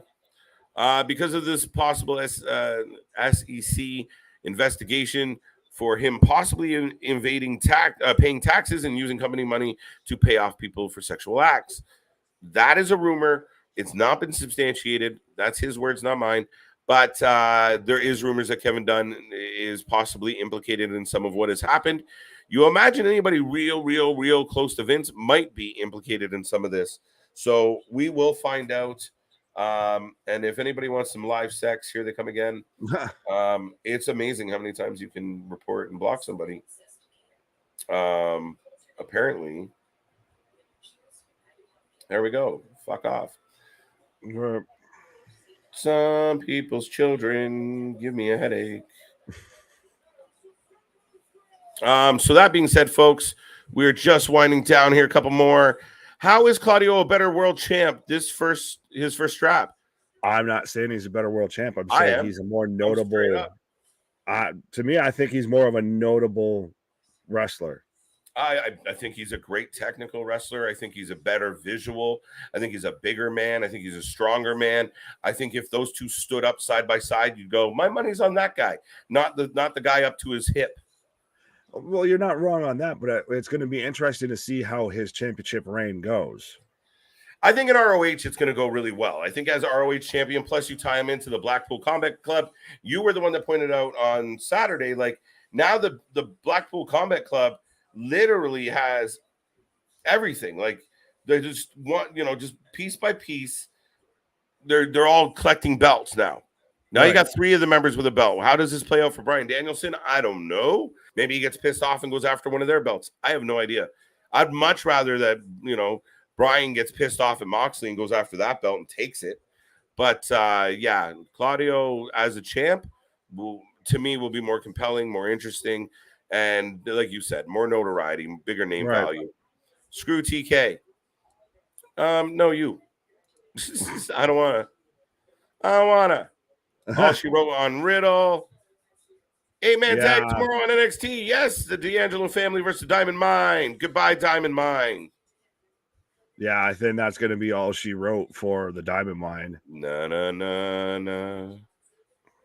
Poor Roddy. He used to be a thing. Yeah, the man who should have gotten out, just before everybody else did. Hi, CJ. Hey, again, good to see you. Thank you for coming back. We're almost there, folks. I didn't watch Raw tonight just because, Cody, I can't find S1 to pull for. Someone to pull for because everyone I like got released. It's hard. I mean, there was not much to cheer about tonight, dude. Yeah.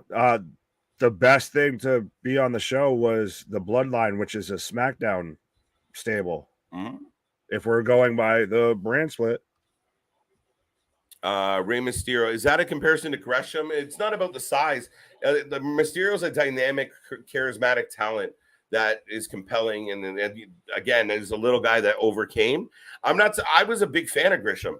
I just think Claudio's better. Period. I don't dislike Gresham. I dislike what I heard and what I read, but overall, I don't dislike him.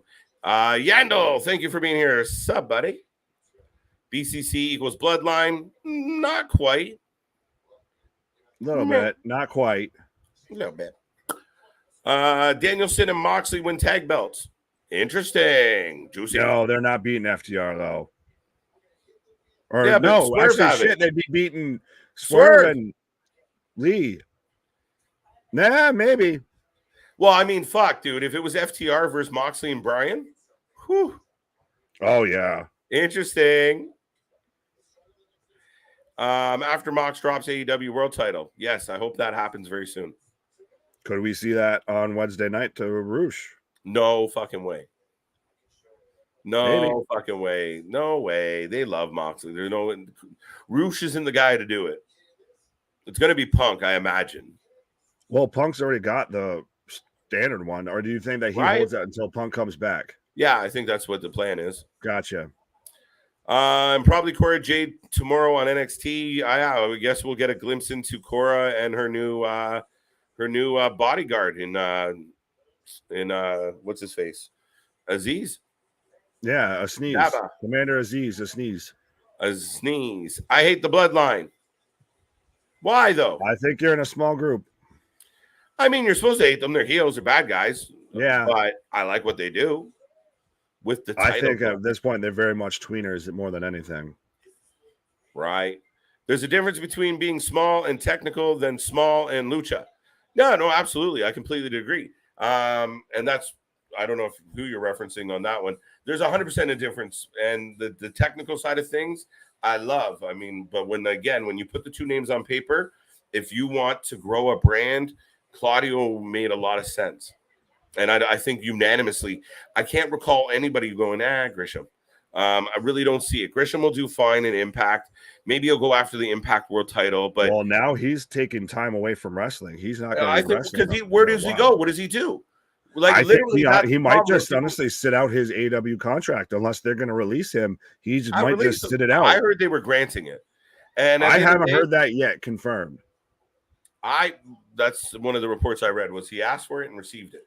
So now I can't substantiate that. I only read it once, but for me, yeah, I mean, what do you do with him? Like, okay, you bring him into AEW and he takes on who? I don't know. No, only Brian. Brian would be good. Yeah, that's but he's not a marquee guy. I don't think. No Punk versus Moxley at all. Is that all out? Is the plan? I heard that rumor. Yeah, I wouldn't be surprised with that. Chris hates Cora Jade. We found a girl that Chris hates. Gresham and just because Mysterio. She's not Bailey, Chris. Yeah. Yeah, right. Not yet. He isn't let go. Yeah, I agree with you, CJ. I don't think it was official. And like I said, I only read one report that said, yeah, it was kind of a done deal, but nothing substantiates that yet. It's still a story in flux. Yeah, man, I think Gresham's got a lot of upside, but if you're not willing to give up that strap, I mean, I get it. He's kind of had a weird title run where he didn't really have a home base to defend, right? He was going around to everyone else's home to defend his belt. Is he bad? No, I told you that Jay Lethal Gresham match will go down as one of my favorite matches of a long time. I've seen him have really good matches, but Claudio's better. Claudio was a better choice, and Claudio got the win. So that's it. That's how the cookie crumbles. You can't win them all. All right. KJ and Nick, what are your thoughts on the craziness that happened on Friday in terms of hockey news? Yeah, right. You take this one. To Florida. I got the Black Panther question. You take this one. Right. Calgary made a really good trade. I really think Huberdeau and the pieces that are going the other way are going to help Calgary huge. Kachuk's great. Now I got to see him in my division up against the Leafs. So we'll get him a handful of times. So that'll be interesting. But yeah, big trade. It's nice to see a blockbuster trade in any major sport. I love Roxanne Perez, and she's not Bailey. There you go. Ha. And on that wonderful note, I showed you I don't creep out on one girl. I creep out on two. All right, last one of the night, and then I'm out. I really do feel entertained by NXT. Like, I loved NXT Black and Gold and stopped watching it when it went to 2.0. Here's the thing about 2.0. It was never going to impress anybody because the Black and Gold brand was good when you changed it all. Even when they first went to the network TV and all of a sudden there was a bird on the logo. You're like, what the fuck is this vulture thing doing hanging around? If they just left it as it was and kind of kept the booking going, you had an opportunity to do it right. And they just never got out of the gates properly. It never mattered. And changing it to the Rainbow brand, listen, tune in tomorrow. The card is stacked. You might not love it, but it is a car crash. And it is fucking, it's not a boring 2 hours. It is a fucking ADD driven fucking 2 hours of just boom, boom, boom, boom, boom, pop, pop, pop, pop, pop, all the way through. Here's the difference: is Black and Gold was WWE and Triple H's chance at basically running an indie promotion. That was their version, essentially, of Ring of Honor. Yes. They had the Adam Coles, they had the Shinsuke Nakamura's, the Sami Zayn's, the Kevin Owens, and then when it went to 2.0, it went back to being a developmental brand of to where you want. Those are people that are supposed to move up. We didn't want to see people go from Black and Gold because they were just doing so well there, and we knew that they wouldn't. The main roster would mess them up. How does a block user pop up? This fucking nonsense. Dear YouTube, fix your shit. Remove fucking. Oh shit! I'm getting assistance. I like it. All right, that's it, folks. Jake jumps in with an 8 out of 10 because he's on drugs. No, hi Jake. How are you doing? I started watching in 2020. Hagen, we gotta go down some memory lanes with you, buddy. Oh yeah, you got plenty to learn, pal. Plenty to learn. Jake, I'm not quite sure how you got to an 8 tonight, bud. I do appreciate your opinion and your rating, but I'm not even close. I'm half that at best. So I was generous giving a 4 just because the ending was decent. The opening wasn't too terrible. Austin Theory took an absolute beating. I mean, there wasn't much for me to cheer about tonight, but that's a Monday. Monday's in the books. Tomorrow, Monday Senior, we get through it. We come back for NXT 2.0. We're back for Dynamite on Wednesday. We're back for Let's Rumble on Thursday. Doubleheader Friday. SummerSlam Saturday. Ric Flair's final endeavor on Sunday, and then all over again. So, folks, like, subscribe, tune in. Nick, final thoughts on Monday Night Raw? Nothing. Have a good night. Catch you on the flip side. There you go. We're going to go on the flip side. You love saying it. But thank you, folks, and we'll see you tomorrow.